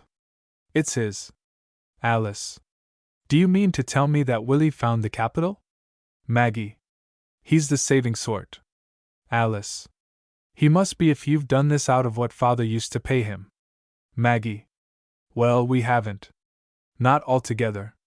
We've had help. Albert. Ah. Vicky. It's a mystery to me where you got it from. Maggie. Same place as those flowers, Albert. Albert. Hothouse flowers, I see. He rises and examines them. I was wondering where they came from. Vicky and Freddie smell flowers. Maggie. Same place as the money, Albert. Albert. Ah. Alice, rising and following him, see. Well, I think we ought to be getting home, Maggie. Maggie, rising, as do the rest. Vicky and Freddie move up stage. I shouldn't marvel. I reckon Tubby's a bit tired of looking after the shop by now, and if father's wakened up and come in. Alice. That's it. I'm a bit nervous. Maggie. He'll have an edge on his temper. Come and put your hats on. She is going with Alice and Vicky, then stops. Willie, we'll need this table when they're gone. You'd better be clearing the pots away. Willie, by table are, yes, Maggie. Maggie turns to L. Freddie. But you. Albert. Oh, Lord! They laugh. Maggie, quite calmly. And you and Fred can just lend him a hand with the washing up, Albert. Freddie. Me wash pots. Vicky, really outraged. Maggie, we're guests. Maggie. I know. Only Albert laughed at Willie, and washing up you'll maybe make him think on that it's not allowed. She ushers Alice and Vicky out, and follows. Willie begins to put pots on tray which he gets from behind screen, up Albert, after he and Fred have looked at each other, then at Will, then at each other again. Are you going to wash up pots? Freddie. Are you? Albert. I look at it like this myself. All being well, you and I are marrying into this family, and we know what Maggie is. If we start giving in to her now, she'll be a nuisance to us all our lives. Freddie. That's right enough, but there's this plan of hers to get us married. Are you prepared to work it for us? Albert. I'm not. Anything but. Freddie. Then till she's done it we're to keep the sweet side of Maggie. Albert. But washing pots. Moves down There is a pause. They look at Will, who has brought the tray from behind the screen and is now clearing up the table. Freddie. What would you do in our place, Will? Willie. Please yourselves. I'm getting on with what she told me. Freddie. You're married to her. We aren't. Albert. What do you need the table for in such a hurry? Willie. Nay, I'm not in any hurry myself. Freddie. Maggie wants it for something. Willie. It'll be for my lessons, I reckon. She's schooling me. Freddie. And don't you want to learn then? Willie moves C. 'Tisn't that. I just don't want to be rude to you, turning you out so early. I don't see you need to go away so soon. Crosses below table. Albert. Why not? Willie. I'm fond of a bit of company. Albert. Do you want company on your wedding night? Willie. I don't favor your going so soon. Crosses C. again. Freddie. He's afraid to be alone with her. That's what it is. He's shy of his wife. They laugh. Willie. That's a fact. I've not been married before, you see. I've not been left alone with her either. Up to now she's been coming round to where I lodged at Tubby Wadlow's to give me my lessons. It's different now, and I freely own I'm feeling awkward like. I'd be deeply obliged if you would stay on a bit to help to thaw the ice for me. Freddie. You've been engaged to her, haven't you? Willie. Aye, but it weren't for long. And you see, Maggie's not the sort you get familiar with. Freddie. You had quite long enough to thaw the ice. It's not our job to do your melting for you. Moves away Albert. No, Fred, these pots need washing. We will wash them. Albert carries tray behind screen. Water runs. He is seen flourishing towels. Fred is following when Willie calls him back and takes tray to table. Willie.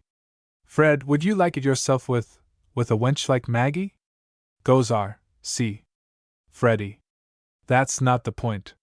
It wasn't me she married. Willie.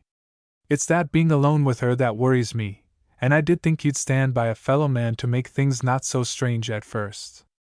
Albert, coming down, with a dishcloth. That's not the way we look at it. Hurry up with those cups, Fred.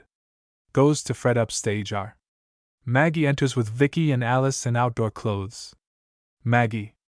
Have you broken anything yet, Albert? Albert, indignantly. Broken? No. Takes cup from tray and wipes it. Maggie. Too slow to, I expect. Freddie. I must say you don't show much gratitude.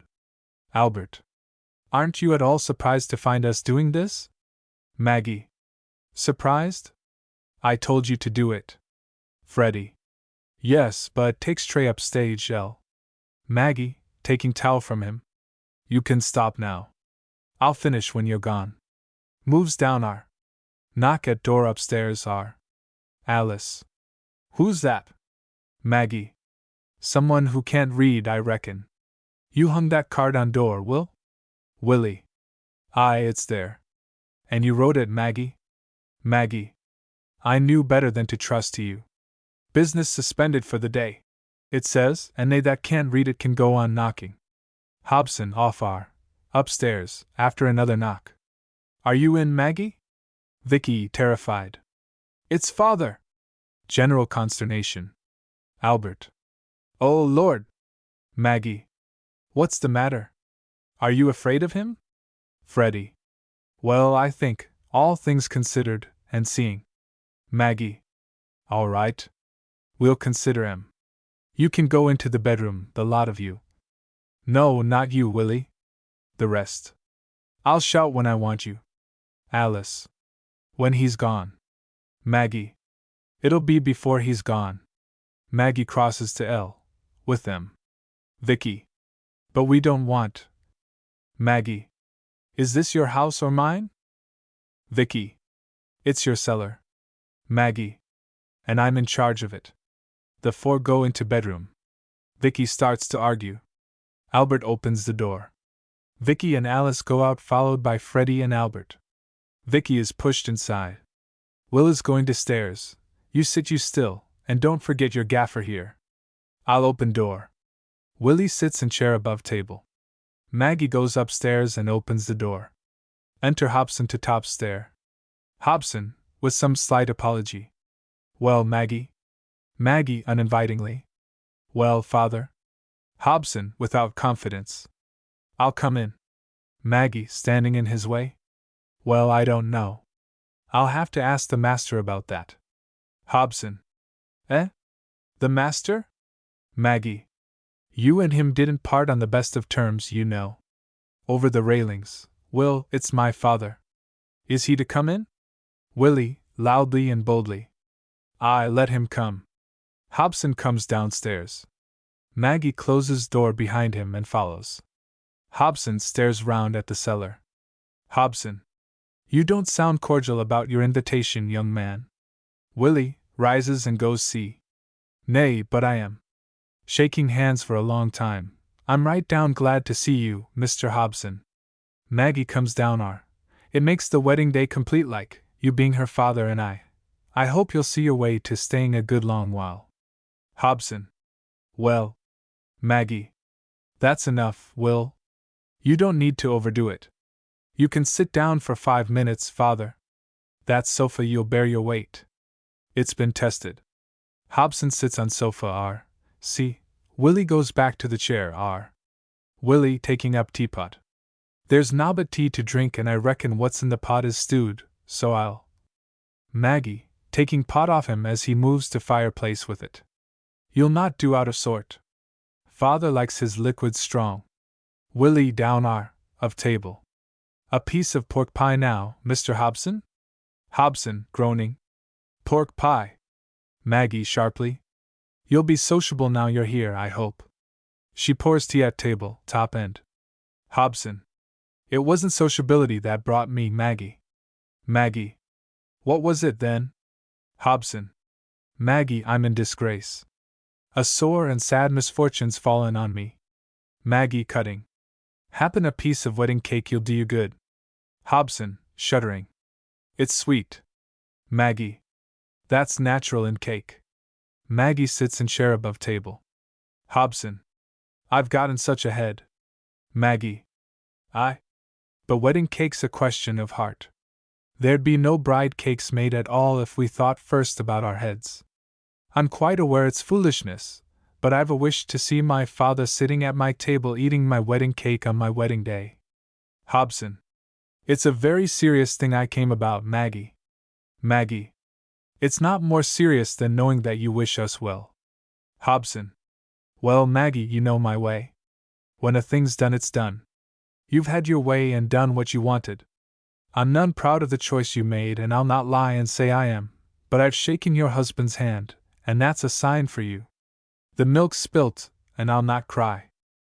Maggie, holding plate. Then there's your cake, and you can eat it. Hobson. I've given you my word there's no ill feeling.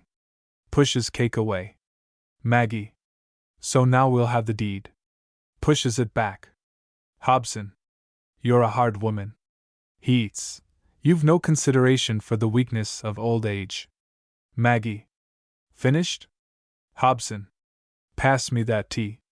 She passes, he drinks. That's easier. Maggie. Now tell me what it is you came about. Hobson. I'm in sore trouble, Maggie. Maggie, rising and going towards door L. Then I'll leave you with my husband to talk it over. Hobson. Eh? Maggie. You'll not be wanting me. Women are only in your way. Hobson, rising and going C. Maggie, you're not going to desert me in the hour of my need, are you? Maggie. Surely to goodness you don't want a woman to help you after all you've said. Well, you'll do his best, I make no doubt. She goes towards door.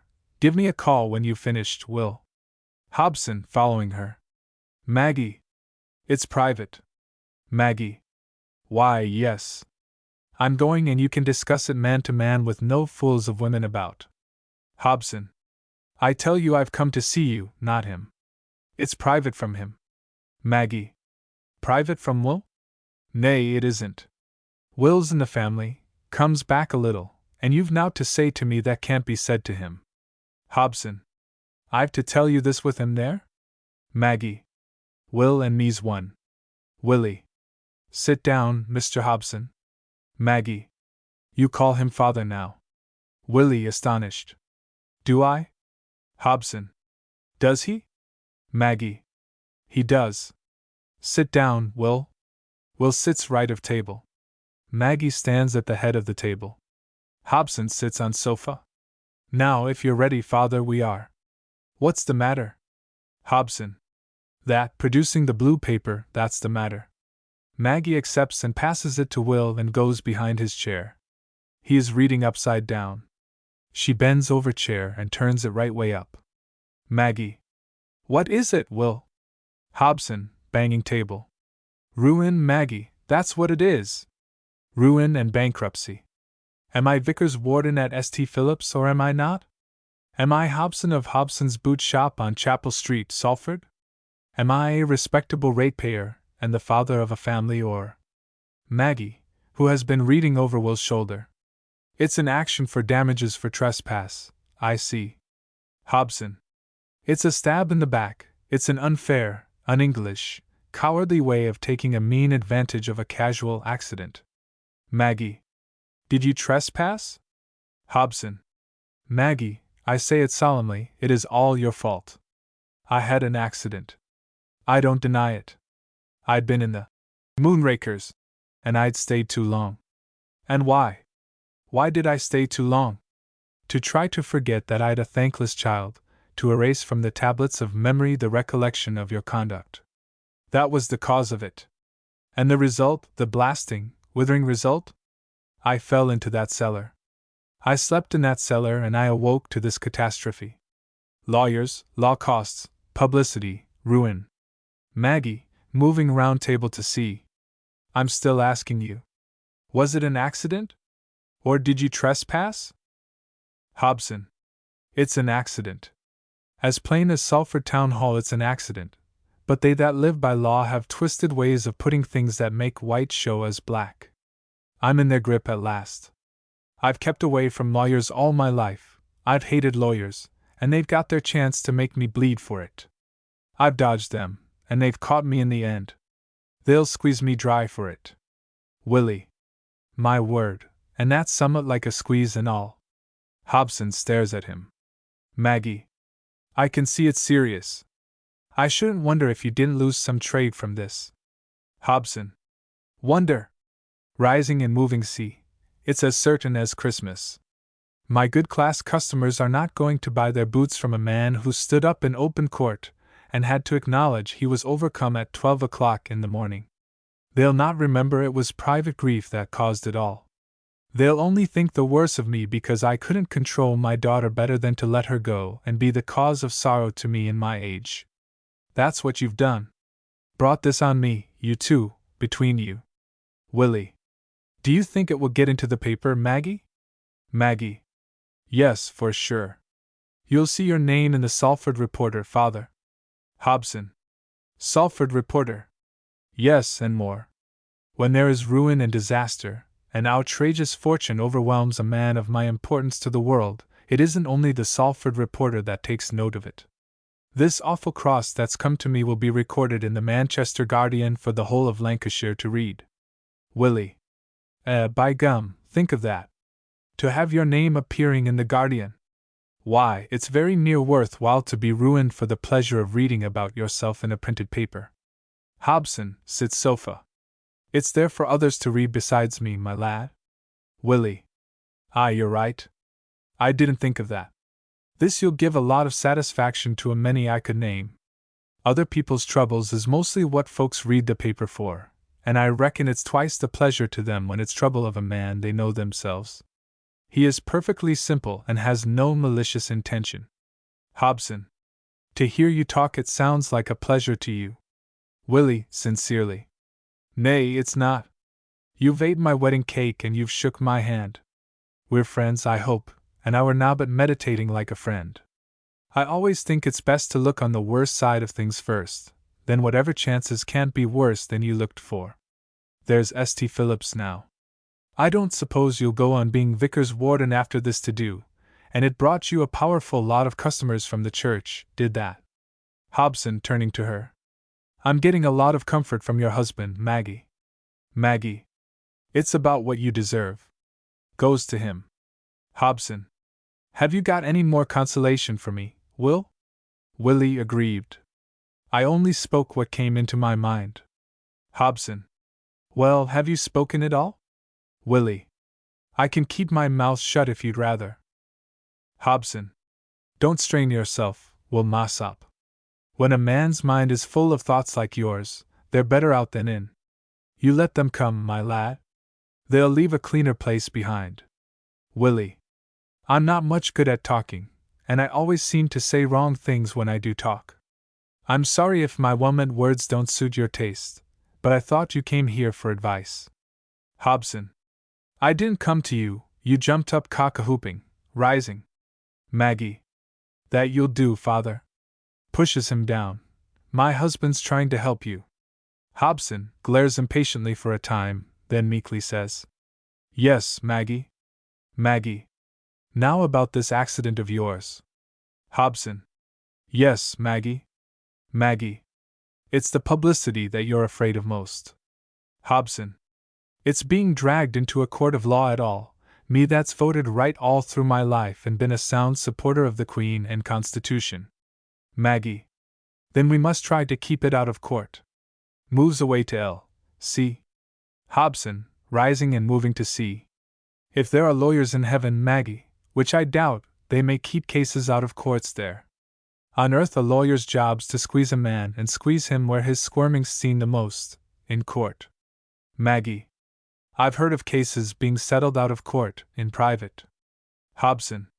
In private? Yes, I dare say, and all the worse for that. It's done amongst themselves in lawyers' offices behind closed doors so no one can see they're squeezing twice as hard in private as they dare to do in public. There's some restraint demanded by a public place, but privately. It'll cost a fortune to settle this in private, Maggie. Maggie. I make no doubt it's going to cost you something, but you'd rather do it privately than publicly? Hobson, coming back to sofa and sitting again. If only it were not a lawyer's office. Maggie. You can settle it with the lawyer out of his office. You can settle with him here. She goes L, and opens door. Then comes down L. Albert. Enter Albert, who leaves door open. He comes C. This is Mr. Prosser, of Prosser, Pilkington and Prosser. Hobson, amazed. He is. Maggie. Yes. Hobson, incredulously, rising. You're a lawyer. Albert. Yes, I'm a lawyer. Hobson, with disgust almost too deep for words. At your age. Maggie, going up to door. Come out, all of you. She moves to top end of table. There is reluctance inside, then Vicky, Alice and Fred enter and stand in a row L. Hobson. Alice. Vicky. Maggie. Family gathering. This is Mr. Binstock of Binstock & Co. Freddie. How do you do? Hobson. What? Here. The situation is plainly beyond his mused brain's capacity.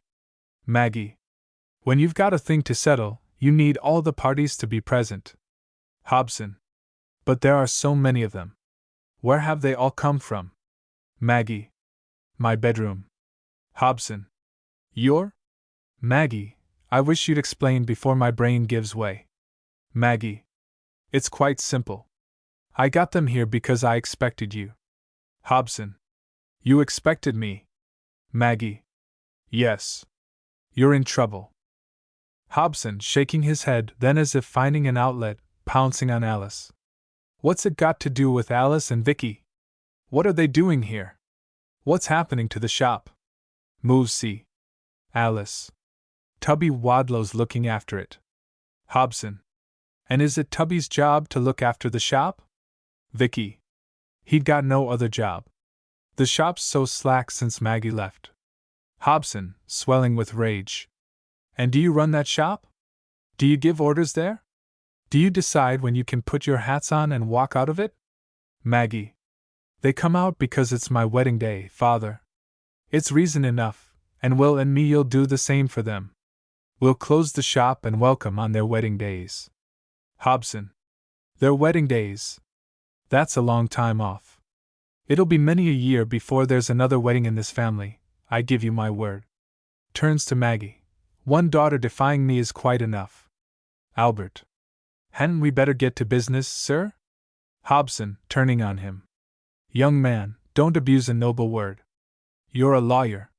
By your own admission, you're a lawyer. Honest men live by business, and lawyers live by law.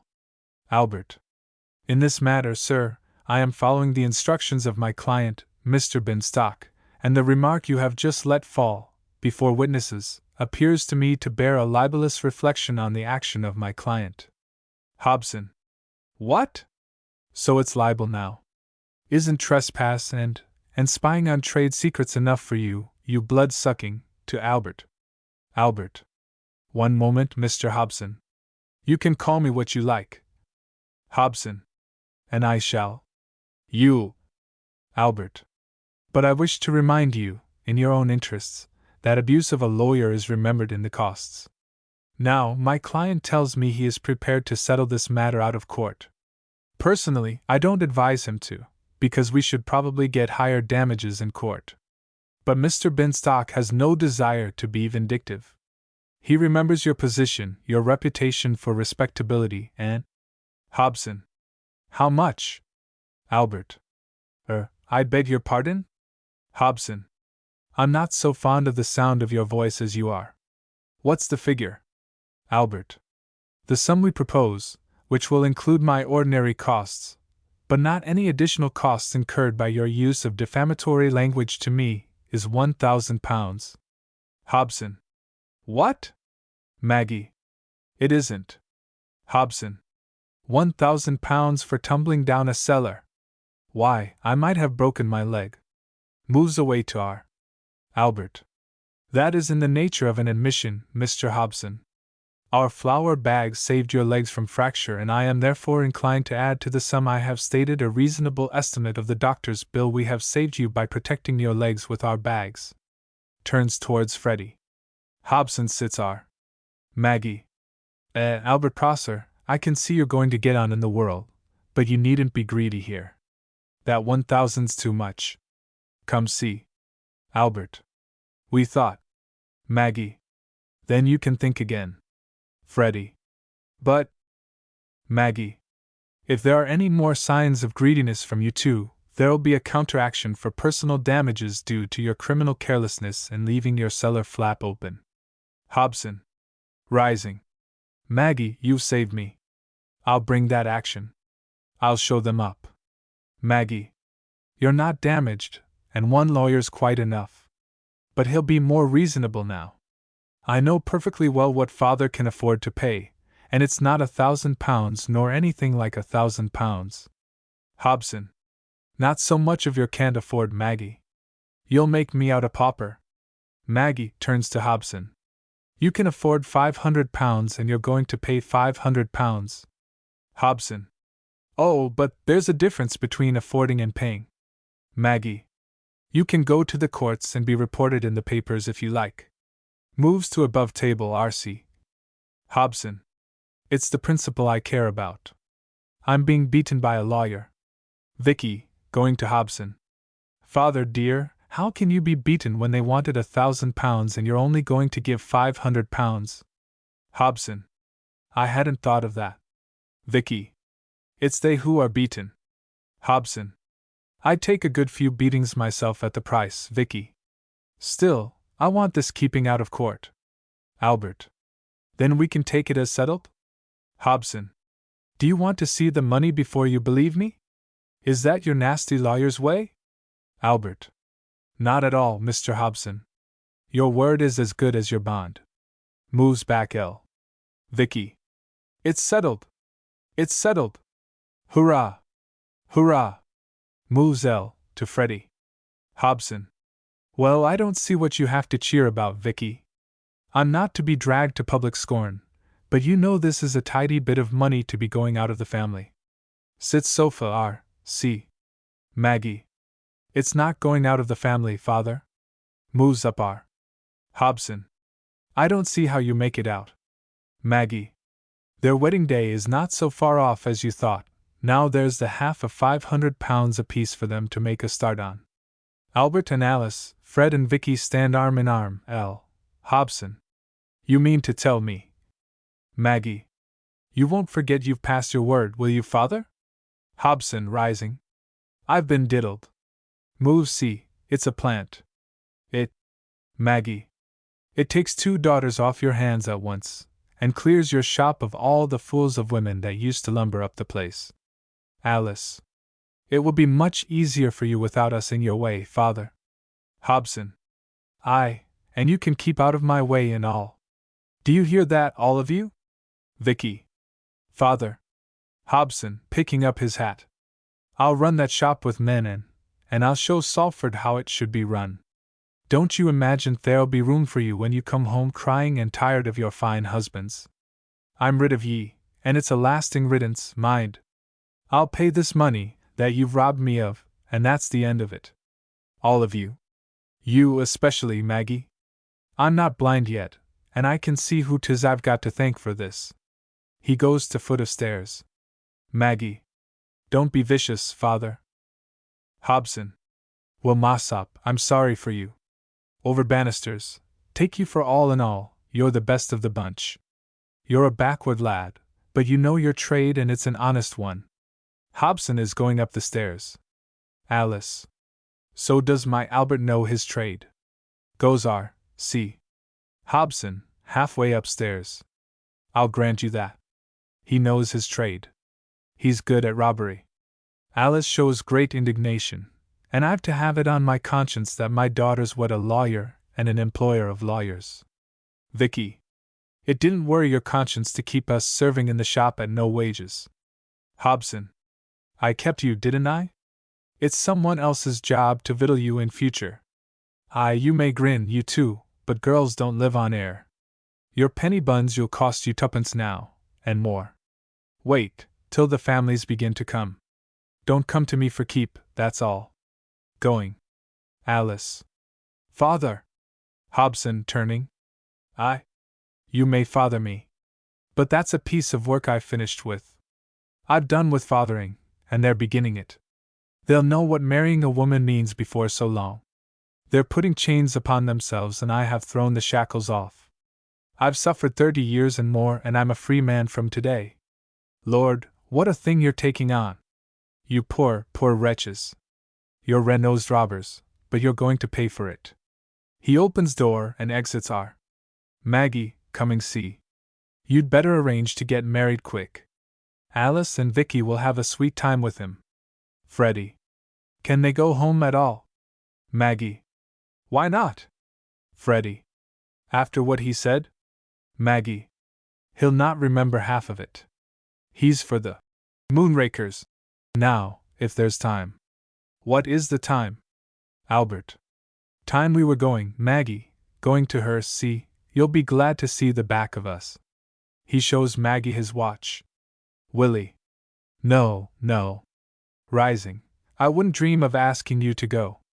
Maggie, moving up to get hats. Then I would. It's high time we turned you out.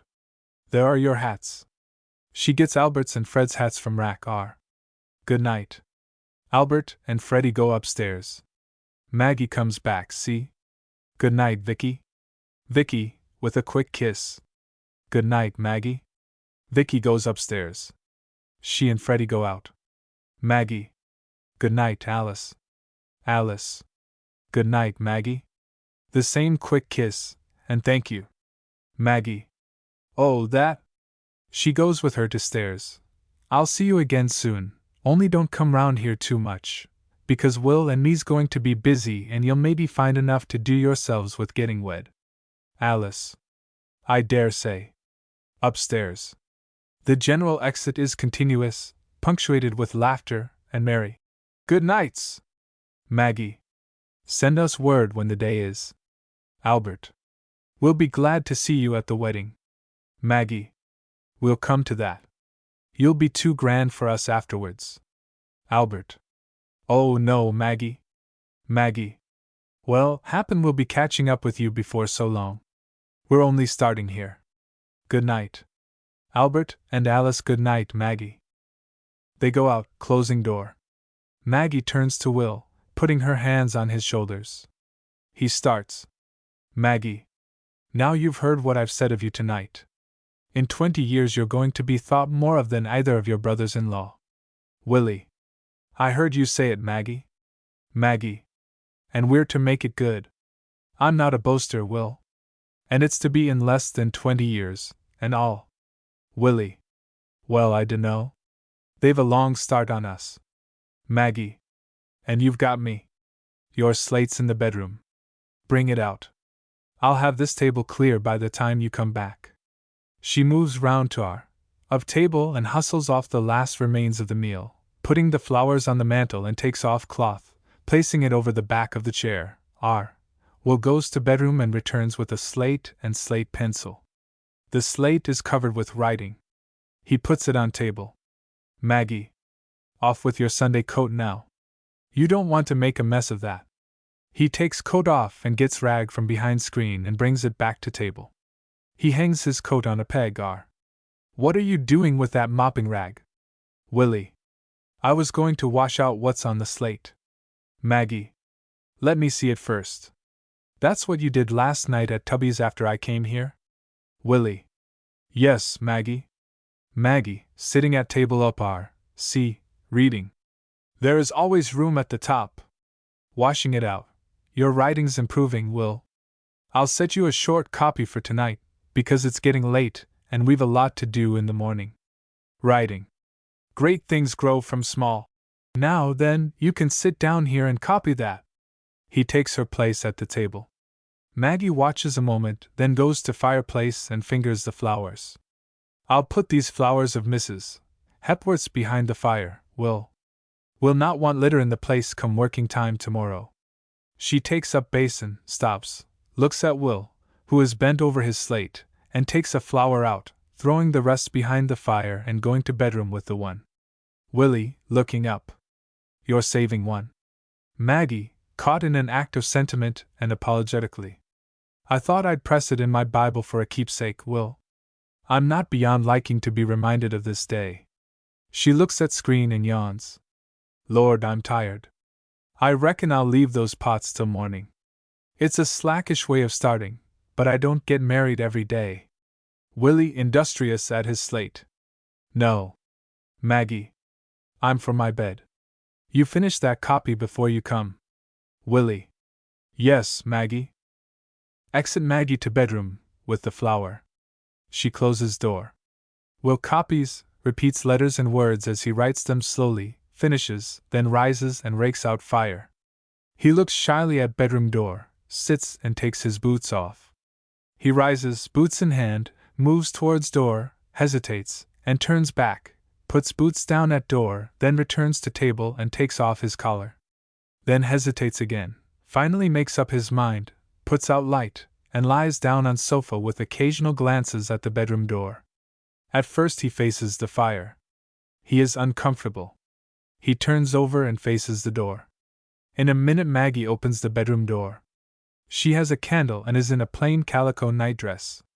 She comes to Will, shines the light on him, takes him by the ear, and returns with him to bedroom. Curtain. Illustration. Red papered chamber of an old-fashioned design. Antimacassars on chairs. All sorts of china ornaments. Dogs, vases, artificial flowers, lace curtains on window, books, boot boxes, cushions with lace covers, fire lit.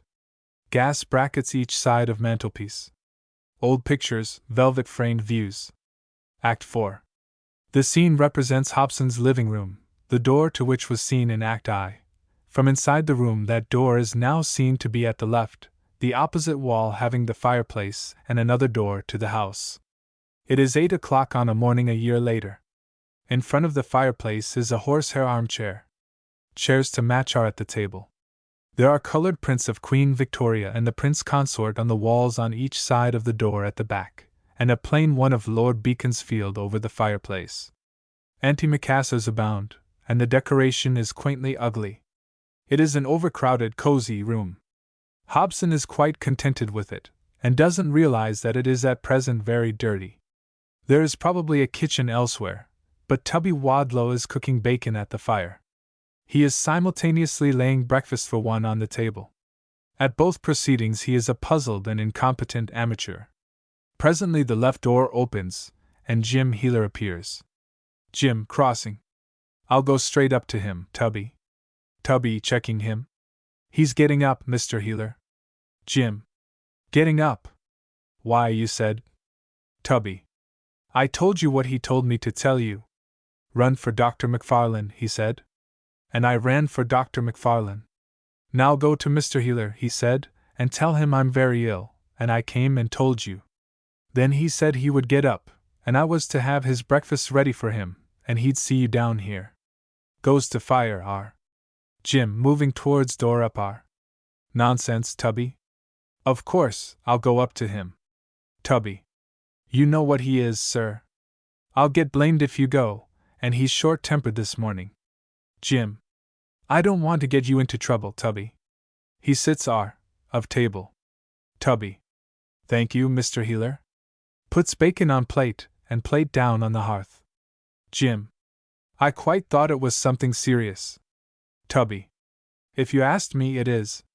Coming back to table. Jim. Which way? Tubby, cutting bread. Every way you look at it. Mr. Hobson's not his own old self, and the shop's not its own old self, and look at me.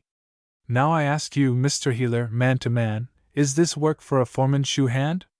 Cooking and laying tables and… Jim. By all accounts there's not much else for you to do. Tubby. There's better things than being a housemaid, if it's only making clogs. Crosses to fire to toast. Jim.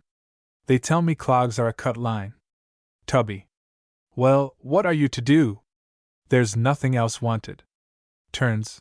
Hobson's in a bad way, and I'm telling no secret when I say it. It's a fact that's known. Jim. It's 1,000 pities with an old established trade like this. Tubby. And who's to blame? Jim. I don't think you ought to discuss that with me, Tubby. Tubby. Don't you? I'm an old servant of the master's, and I'm sticking to him now when everybody's calling me a doting fool because I don't look after Tubby Wadlow first, and if that don't give me the right to say what I please, I don't know. It's temper's ruining this shop, Mr. Heeler. Temper and obstinacy. Jim. They say in Chapel Street it's Willie Mossop. Tubby. Willie's a good lad, though I say it that trained him. He hit us hard, did Willie, but we'd have got round that in time. With care, you understand, and tact. Tact. That's what the gaffer lacks. Miss Maggie, now, well, she's a marvel, aye, a fair knockout. Not slavish, mind you. Stood up to the customers all the time, but she'd a way with her that sold the goods and made them come again for more. Look at us now. Men assistants in the shop. Jim. Cost more than women? Tubby. Cost? They'd be dear at any price. Look here, Mr. Heeler, take yourself. When you go to buy a pair of boots, do you like to be tried on by a man or a nice soft young woman? Jim. Well. Tubby. There you are. Stands to reason. It's human nature. Jim. But there are two sides to that, Tubby. Look at the other. Tubby. Ladies? Jim. Yes. Tubby. Ladies that are ladies wants trying on by their own sex, and them that aren't buys clogs. It's the good class trade that pays, and Hobsons have lost it. Enter Hobson up R, unshaven, without collar. He comes down stage between them. Jim, with cheerful sympathy. Well, Henry. Hobson, with acute melancholy and self-pity. Oh, Jim! Oh, Jim! Oh, Jim! Tubby.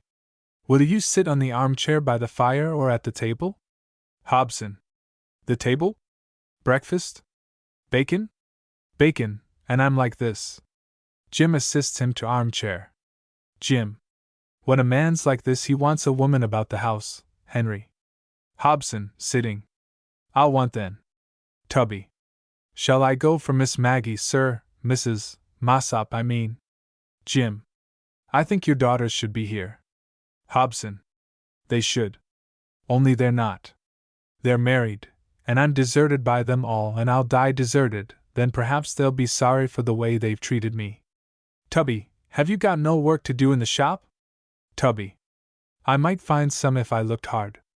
Hobson. Then go and look. And take that bacon with you. I don't like the smell. Tubby, getting bacon.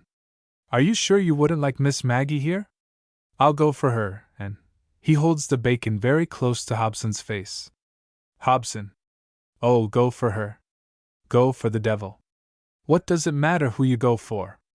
I'm a dying man. Tubby takes bacon and goes out. L. Jim. What's all this talk about dying, Henry? Hobson. Oh, Jim! Oh, Jim! I've sent for the doctor. We'll know soon how near the end is. Jim. Well, this is very sudden. Sits chair R. You've never been ill in your life. Hobson. It's been saved up, and all come now at once. Jim. What are your symptoms, Henry? Hobson. I'm all one symptom, head to foot. I'm frightened of myself, Jim. That's worst. You would call me a clean man, Jim? Jim. Clean? Of course I would. Clean in body and mind. Hobson. I'm dirty now. I haven't washed this morning. Couldn't face the water. The only use I saw for water was to drown myself. The same with shaving. I've thrown my razor through the window. Had to, or I'd have cut my throat. Jim. Oh, come, come. Hobson. It's awful. I'll never trust myself again. I'm going to grow a beard, if I live. Jim. You'll cheat the undertaker, Henry, but I fancy a doctor could improve you. What do you reckon is the cause of it now? Hobson. Moonrakers. Jim. You don't think. Hobson. I don't think. I know. I've seen it happen to others, but I never thought that it would come to me. Jim. Nor me either. You're not a toper, Henry. I grant you're regular, but you don't exceed. It's a hard thing if a man can't take a drop of ale without its getting back at him like this. Why, it might be my turn next. Tubby enters L, showing in Dr. McFarlane, a domineering Scotsman of 50. Tubby. Here's Dr. McFarlane. Exit Tubby. Doctor. Good morning, gentlemen. Where's my patient? He puts hat on table. Jim, speaking without indicating Hobson. Here. He does not rise. Doctor. Here? Up? Hobson. Looks like it. Doctor. And for a patient who's downstairs I'm made to rise from my bed at this hour? Jim. It's not so early as all that. Doctor. But I've been up all night, sir. Young woman with her first. Are you Mr. Hobson? Jim, quickly. Certainly not. I'm not ill. Doctor. Not much to choose between you. You've both got your fate written on your faces. Jim. Do you mean that I? Rises. Doctor. I mean he has and you will. Hobson. Doctor, will you attend to me? Jim moves round Hobson's armchair to upstage and then to L, of table. Doctor. Yes. Now, sir. He sits by him and holds his wrist. Hobson. I've never been in a bad way before this morning. Never wanted a doctor in my life. Doctor. You've needed. But you've not sent. Hobson. But this morning. Doctor. I can, well. Hobson. What? You know. Doctor. Any fool would ken. Hobson. Eh? Doctor. Any fool but one fool, and that's yourself. Hobson. You're damned polite. Doctor. If you want flattery, I dare say ye can get it from your friend. I'm giving you my medical opinion. Hobson. I want your opinion on my complaint, not on my character. Doctor. Your complaint and your character are the same. Hobson. Then you'll kindly separate them, and you'll tell me. Doctor, rising and taking up hat. I'll tell you nothing, sir. I don't diagnose as my patients wish, but as my intellect and sagacity direct. Good morning to you. Turns L. Jim, meeting him below table. But you have not diagnosed. Doctor. Sir, if I am to interview a patient in the presence of a third party, the least that third party can do is to keep his mouth shut. Jim. After that, there's only one thing for it. He shifts or I do. Hobson. You'd better go, Jim. Jim. There are other doctors, Henry. Hobson. I'll keep this one. I've got to teach him a lesson. Scotchmen can't come over Salford lads this road. Jim. If that's it, I'll leave you. Hobson. That's it. I can bully as well as a foreigner. Jim goes out. L. Doctor. That's better, Mr. Hobson. He puts hat down and comes back. R. Hobson. If I'm better, you've not had much to do with it. Doctor. I think my calculated rudeness. Hobson. If you calculate your fees at the same rate as your rudeness, they'll be high. Doctor. I calculate by time, Mr. Hobson, so we'd better get to business. Will you unbutton your shirt? Hobson, doing it. No hanky-panky now. Doctor, ignoring his remark and examining. It just confirms my first opinion. You've had a breakdown this am? Hobson. You might say so. Doctor. Melancholic? Depressed? Hobson, buttoning shirt. Question was whether the razor would beat me, or I'd beat razor. I won that time. The razor's in the yard. But I'll never dare to try shaving myself again. Doctor. And do you seriously require me to tell you the cause, Mr. Hobson? Hobson. I'm paying the brass to tell me. Doctor. Chronic alcoholism, if you know that what means. Hobson. Doctor. A serious case. Hobson. I know it's serious. What do you think you're here for? It isn't to tell me something I know already. It's to cure me. Doctor. Very well. I will write you a prescription. Produces notebook. Sits at table and writes with copying pencil. Hobson. Stop that. Doctor. I beg your pardon? Hobson. I won't take it. None of your druggist's muck for me. I'm particular about what I put into my stomach. Doctor. Mr. Hobson, if you don't mend your manners, I'll certify you for a lunatic asylum. Are you aware that you've drunk yourself within 6 months of the grave? You'd a warning this morning that any sane man would listen to, and you're going to listen to it, sir. Hobson. By taking your prescription? Doctor. Precisely. You will take this mixture, Mr. Hobson, and you will practice total abstinence for the future. Hobson. You ask me to give up my reasonable refreshment. Doctor. I forbid alcohol absolutely. Starts writing. Hobson. Much use your forbidding is. I've had my liquor for as long as I remember, and I'll have it to the end. If I'm to be beaten by beer, I'll die fighting, and I'm none practicing unnatural teetotalism for the sake of lengthening out my unalcoholic days. Life's got to be worth living before I'll live it. Doctor, rising and taking hat again. If that's the way you talk, my services are of no use to you.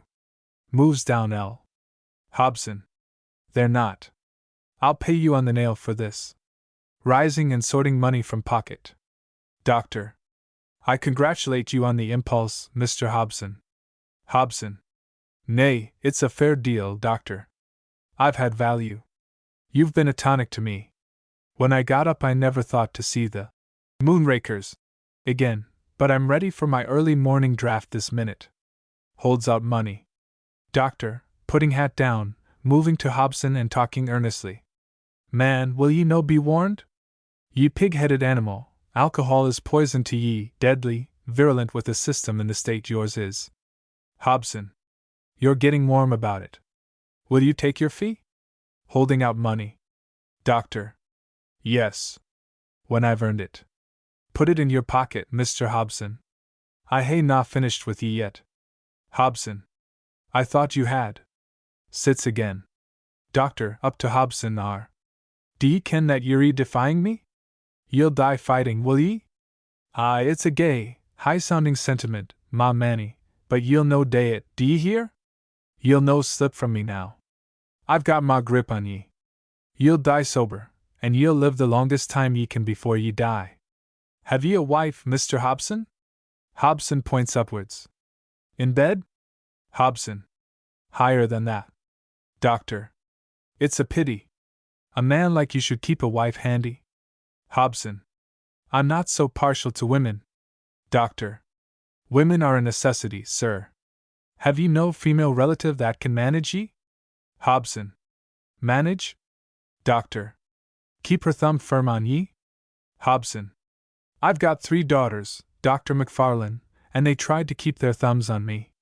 Doctor. Well? Where are they? Hobson. Married, and queerly married. Doctor. You drove them to it. Hobson. They all grew uppish. Maggie worst of all. Doctor. Maggie? Then I'll tell you what ye'll do, Mr. Hobson. You will get Maggie back. At any price. At all costs to your pride, as your medical man I order you to get Maggie back. Movement from Hobson. I don't know Maggie, but I prescribe her, and damn ye, sir, are ye going to defy me again? Hobson. I tell you I won't have it. Doctor. You'll have to have it. You're a dunderhead lump of obstinacy, but I've taken a fancy to ye and I decline to let ye kill yourself. Hobson. I've escaped from the thraldom of women once, and… Doctor. And a pretty mess you've made of your liberty. Now this Maggie ye mention, if ye'll tell me where she's to be found, I'll just step round and have a crack with her myself, for I've gone beyond the sparing of a bit of trouble over ye. Hobson. You'll waste your time. Doctor. I'll cure you, Mr. Hobson. Crosses to sea, and turns. Hobson. She won't come back. Doctor. Oh. Now that's a possibility. If she's a sensible body, I concur with your opinion, she'll no come back. But women are a soft-hearted race, and she'll maybe take pity on ye after all. Hobson. I want no pity. Doctor. If she's the woman that I take her for, you'll get no pity. You'll get discipline. Hobson rises and tries to speak. Don't interrupt me, sir. I'm talking. Hobson. I've noticed it. Sits. Doctor.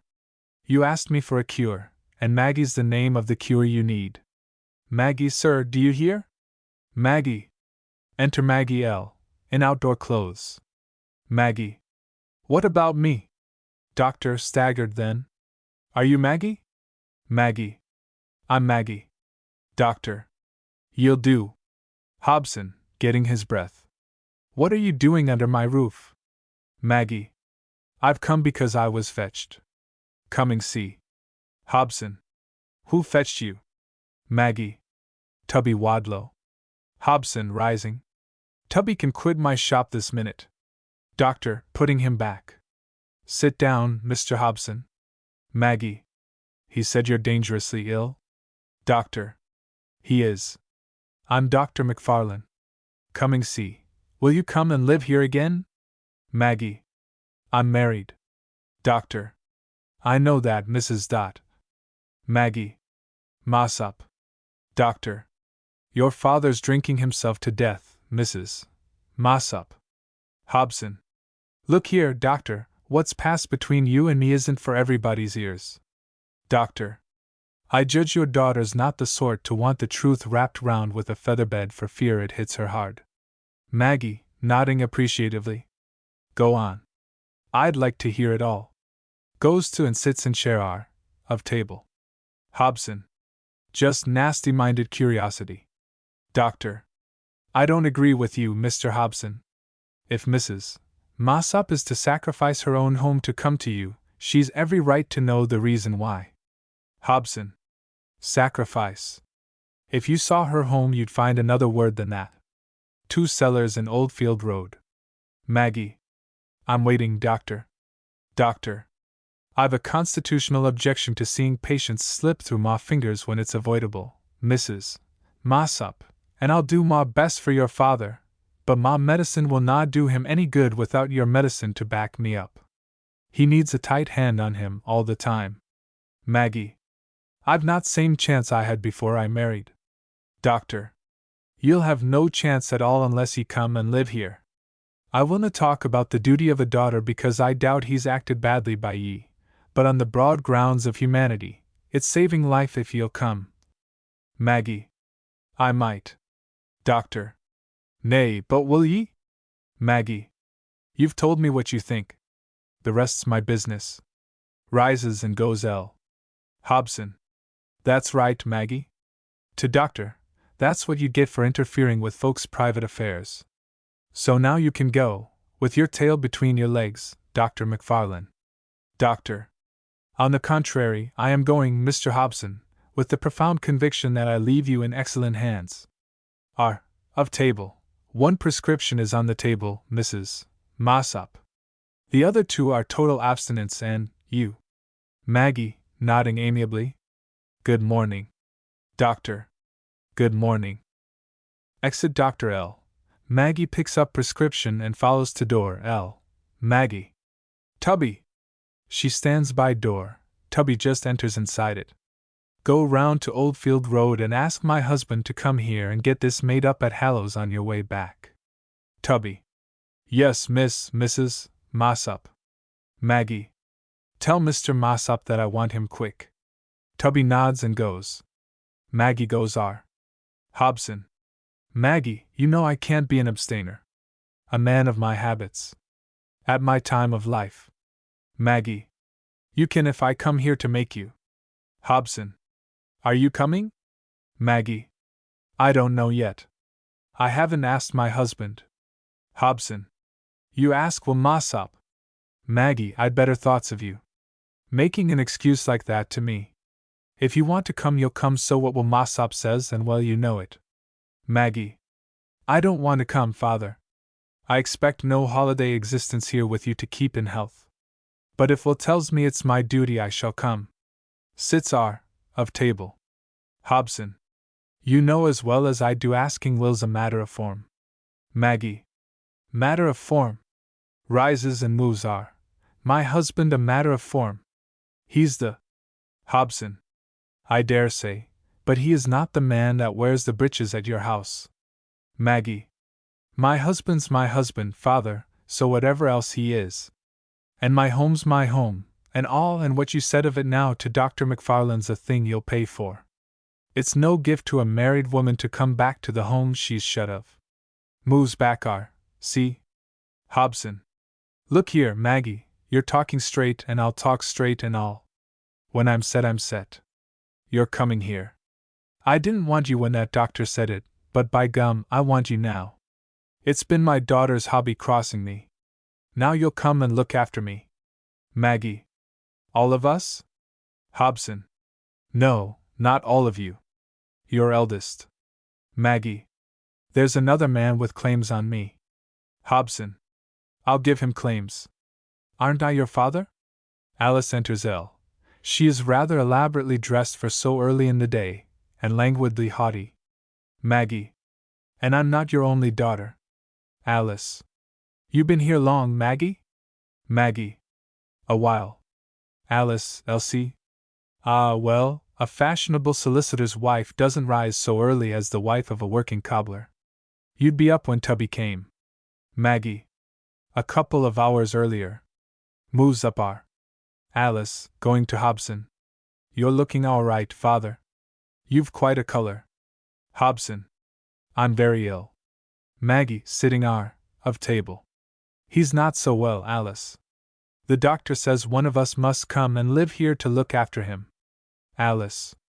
I live in the Crescent myself. Maggie. I've heard it was that way on. Somebody's home will have to go. Alice. I don't think I can be expected to come back to this after what I've been used to lately. Hobson. Alice. Alice. Well, I say it ought to be Maggie, father. She's the eldest. Moves to above table. Hobson. And I say you're. What she is we don't learn, as Vicky enters effectively and goes effusively to Hobson. Alice moves round to L. Vicky. Father, you're ill. Embracing him. Hobson. Vicky. My baby. At last I find a daughter who cares for me. Vicky. Of course I care. Don't the others? Releasing herself from his grasp. Hobson. You will live with me, Vicky, won't you? Vicky. What? She stands away from him. Maggie. One of us is needed to look after him. Vicky. Oh, but it can't be me. In my circumstances, Maggie. Maggie. What circumstances? Alice. Don't you know? Maggie. No. Vicky whispers to Maggie. Hobson. What's the matter? What are you all whispering about? Maggie. Father, don't you think you ought to put a collar on before Will comes? Goes to him. Hobson. Put a collar on for Will Mossop? There's something wrong with your sense of proportion, my girl. Vicky, moving C. You're always pretending to folk about your husband, Maggie, but you needn't keep it up with us. We know we'll hear. Maggie.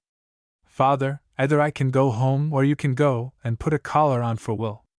I'll have him treated with respect. Going up to window. Alice. I expect you'd put a collar on in any case, father. Hobson, rising. Of course I should. I'm going to put a collar on. But understand me, Maggie, it's not for the sake of Will Mossop. It's because my neck is cold. Exit Hobson. Maggie, coming down. Now then, which of us is it to be? Vicky. It's no use looking at me like that, Maggie. I've told you I'm expecting. Maggie. I don't see that rules you out. It might happen to any of us. Alice. Maggie. Maggie. What's the matter? Children do happen to married women, and we're all married. Alice. Well, I'm not going to break my home up, and that's flat. Vicky. My child comes first with me. Maggie. I see. You've got a house of furniture, and you've got a child coming, so father can drink himself to death for you. Alice. That's not fair speaking. I'd come if there were no one else. You know very well it's your duty, Maggie. Vicky. Duty? I should think it'd be a pleasure to live here after a year of 2 cellars. Maggie. I've had 30 years of the pleasure of living with father, thanks. Going to chair of table and sitting. Alice. Do you mean to say you won't come? Maggie. It isn't for me to say at all. It's for my husband. Vicky. Oh, do stop talking about your husband. If Alice and I don't need to ask our husbands, I'm sure you never need ask yours. Will Mossop hasn't the spirit of a louse, and we know it as well as you do. Crosses to fireplace. Maggie. Maybe Will's come on since you saw him, Vicky. It's getting a while ago. There he is now in the shop. I'll go and put it to him. Rises and exits Maggie L. Vicky. Stop her. Going to door. Alice, detaining her. Let her do it in her own way. I'm not coming back here.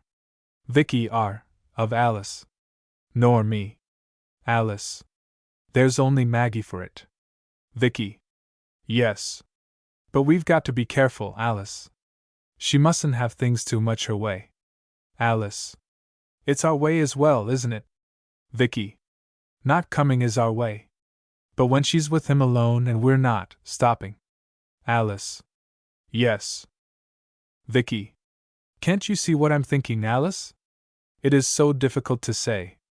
Suppose poor father gets worse and they are here, Maggie and Will, and you and I, out of sight and out of mind. Can't you see what I mean? Alice. He might leave them his money. Vicky. That would be most unfair to us. Alice. Father must make his will at once. Albert shall draw it up. Goes R. Vicky. That's it, Alice. And don't let's leave Maggie too long with Will. She's only telling him what to say, and then she'll pretend he thought of it himself. She opens door left. Why, Will, what are you doing up the ladder? Willie off L. I'm looking over the stock. Vicky, indignantly. It's father's stock, not yours. Willie. That's so. But if I'm to come into a thing I like to know what I'm coming into. Alice. That's never Willie Mossop. Vicky, still by door. Are you coming into this? Will enters L. Maggie follows him. He is not aggressive, but he is prosperous and has self-confidence. Against Alice and Vicky he is consciously on his mettle. Willie. That's the proposal, isn't it? Vicky, see? I didn't know it was. Willie. Now then, Maggie, go and bring your father down and be sharp. I'm busy at my shop, so what they are at his. Maggie takes Will's hat off and puts it on settee, then exits up R. It's been a good business in its day, too, has Hobson's. Alice. What on earth do you mean? It's a good business still. Willie. You try to sell it, and you'd learn. Stock and goodwill you'd fetch about 200. Goes see. Vicky. Don't talk so foolish, Will. 200 for a business like father's. Willie. 200 as it is. Not as it was in our time, Vicky. Alice. Do you mean to tell me father isn't rich? Willie. If you'd not married into the law you'd know what they think of your father today in trading circles. Vicky ought to know. Her husband's in trade. Vicky, indignantly. My Fred in trade. Willie. Isn't he? Vicky. He's in the wholesale. That's business, not trade. And the value of father's shop is no affair of yours, Will Mossop. Moves L. Willie. Now I thought maybe it was. If Maggie and me are coming here. Vicky. You're coming to look after father. Willie. Maggie can do that with one hand tied behind her back. I'll look after the business. Alice. You'll do what's arranged for you. Willie. I'll do the arranging, Alice. If we come here on my terms. Vicky. They'll be fair terms. Willie. I'll see they're fair to me and Maggie. Goes R. Alice. Will Mossop, do you know who you're talking to? Willie, turning. My wife's young sisters. Times have changed a bit since you used to order me about this shop, haven't they, Alice? Alice. Yes. I'm Mrs. Albert Prosser now. Willie. So you are to outsiders.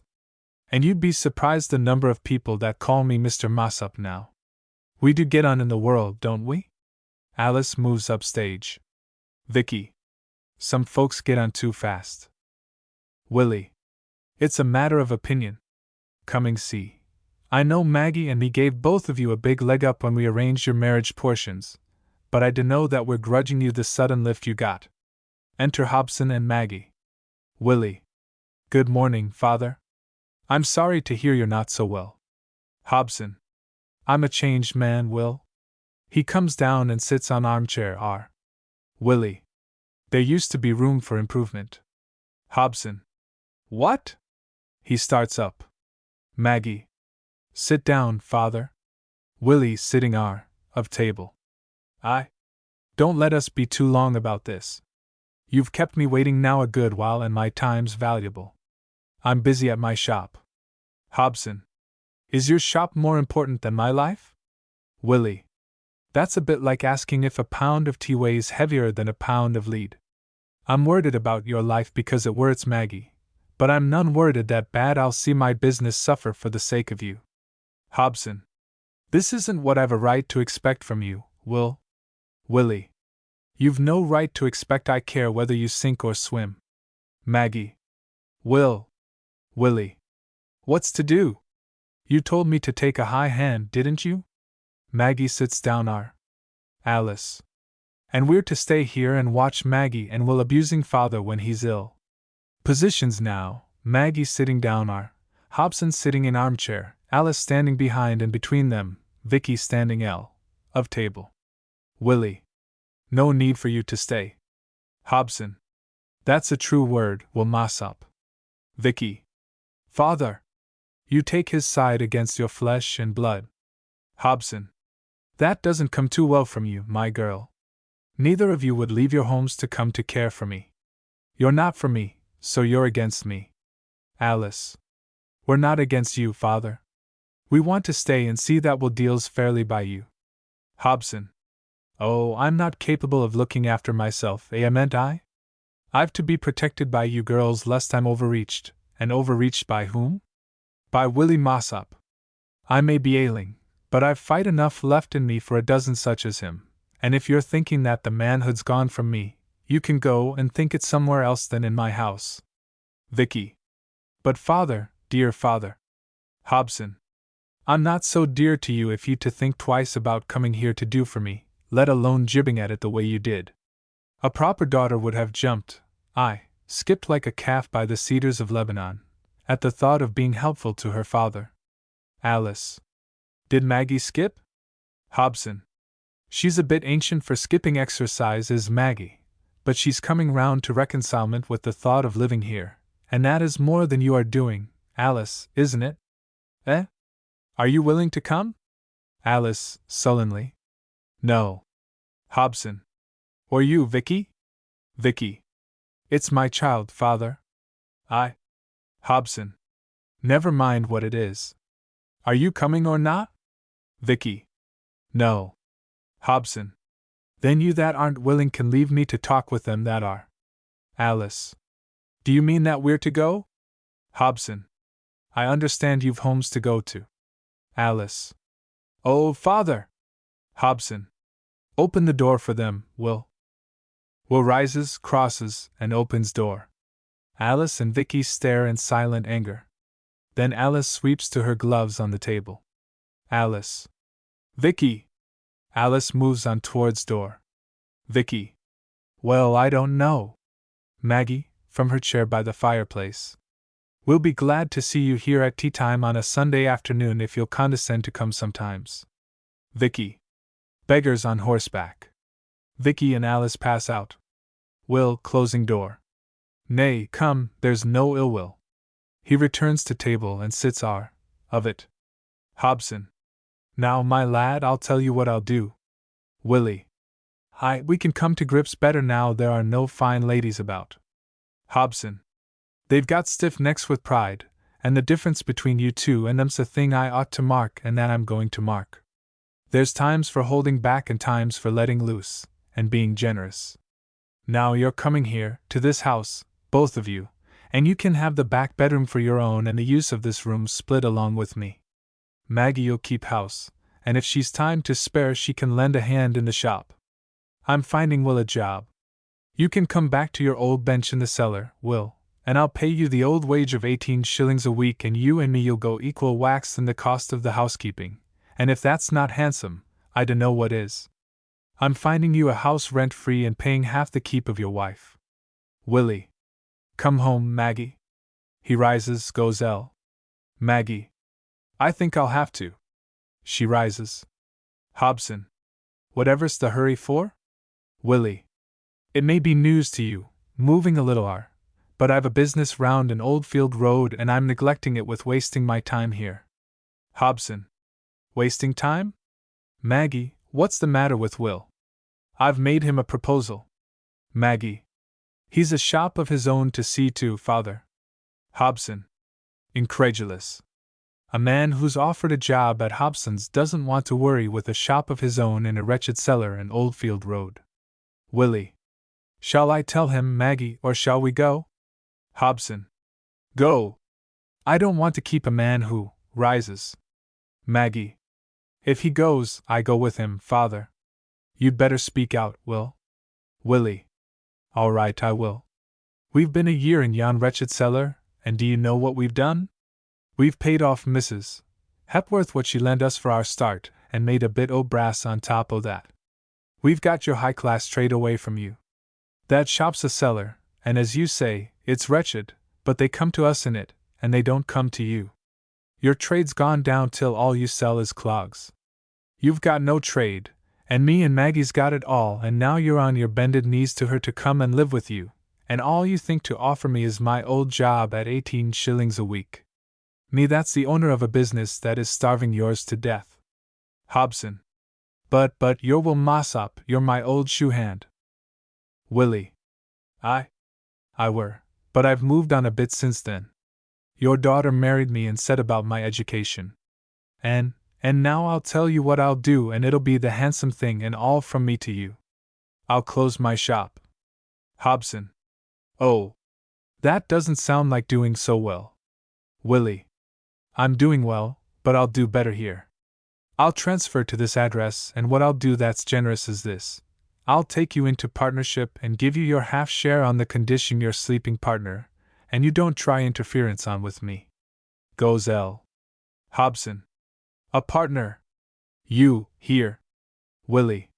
William Mossop, late Hobson, is the name this shop you'll have. Maggie. Wait a bit, Will. I don't agree to that. Hobson, over to her. Oh, so you have piped up at last. I began to think you'd both lost your senses together. Maggie. It had better not be. Late Hobson. Willie L. C. Well, I meant it should. Hobson. Just wait a bit. I want to know if I'm taking this in aright. Muzar. See, I'm to be given a half share in my own business on condition I take no part in running it. Is that what you said? Willie. That's it. Hobson. Well, I've heard of impudence before, but. Maggie. It's all right, father. Hobson. But did you hear what he said? Maggie. Yes. That's settled. Quite settled, father. Pushing him. It's only the name we're arguing about. To Will. I won't have. Late Hobson's. Will. Hobson. I'm not dead yet, my lad, and I'll show you I'm not. Maggie. I think Hobson and Mossop is best. Hobson. His name on my signboard. Willie. The best I'll do is this, Mossop and Hobson. Maggie. No. Willie. Mossop and Hobson, or it's Oldfield Road for us, Maggie. Maggie. Very well. Mossop and Hobson. Will moves L. Hobson. But. Maggie moves up stage R. Willie, opening door and looking through. I'll make some alterations in this shop, and all. I will so. He goes through door and returns at once with a battered cane chair. Hobson.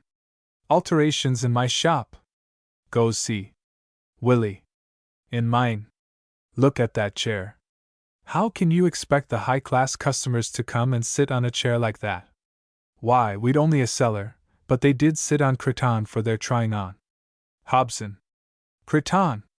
It's pampering folk. Maggie comes down stage R.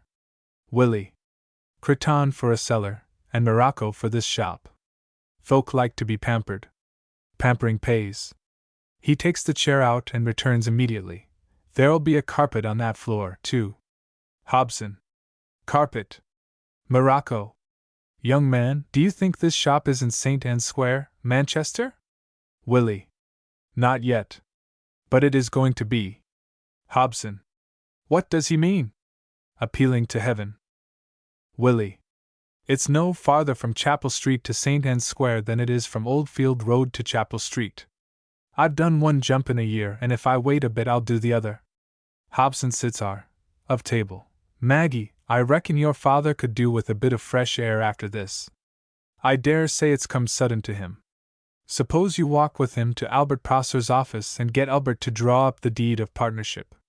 Hobson, looking pathetically first at Maggie, then at Willie, rising obediently. I'll go and get my hat. Exit Hobson R.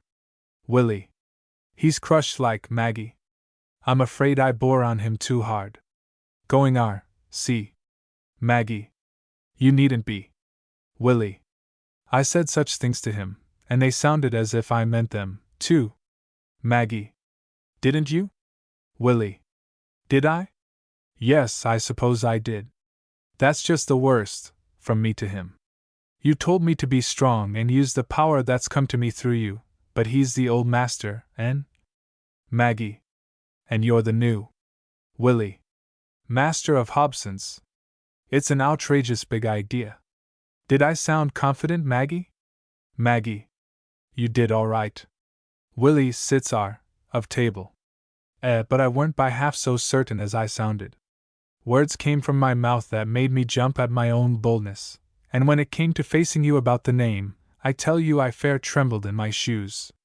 I was carried away or I'd not have dared to cross you, Maggie. Maggie. Don't spoil it, Will. Moves to him. You're the man I've made you, and I'm proud. Willie. Thy pride is not in same street, lass, with the pride I have in you. And that reminds me. Rises, moves up and gets his hat. I've a job to see to. Maggie. What job? Willie, coming down Oh, about the improvements. Maggie. You'll not do out without consulting me. Willie. I'll do this, lass. Goes to and takes her hand. Maggie. What are you doing? You leave my wedding ring alone. Wrenches hand free. Willie. You've worn a brass one long enough. Maggie. I'll wear that ring forever, Will. Willie. I was forgetting you a proper one, Maggie. Maggie. I'm not preventing you. I'll wear your gold for show, but that brass stays where you put it, Will, and if we get too rich and proud we'll just sit down together quiet and take a long look at it, so as we'll not forget the truth about ourselves. Lad. She touches him affectionately. Will. Lass. He kisses her. Enter Hobson with his hat on. Maggie. Ready, father? Come along to Albert's. Hobson meekly. Yes, Maggie. Maggie and Hobson cross below Will and go out.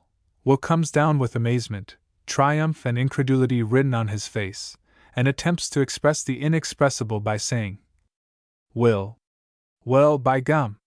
He turns to follow the others. Curtain.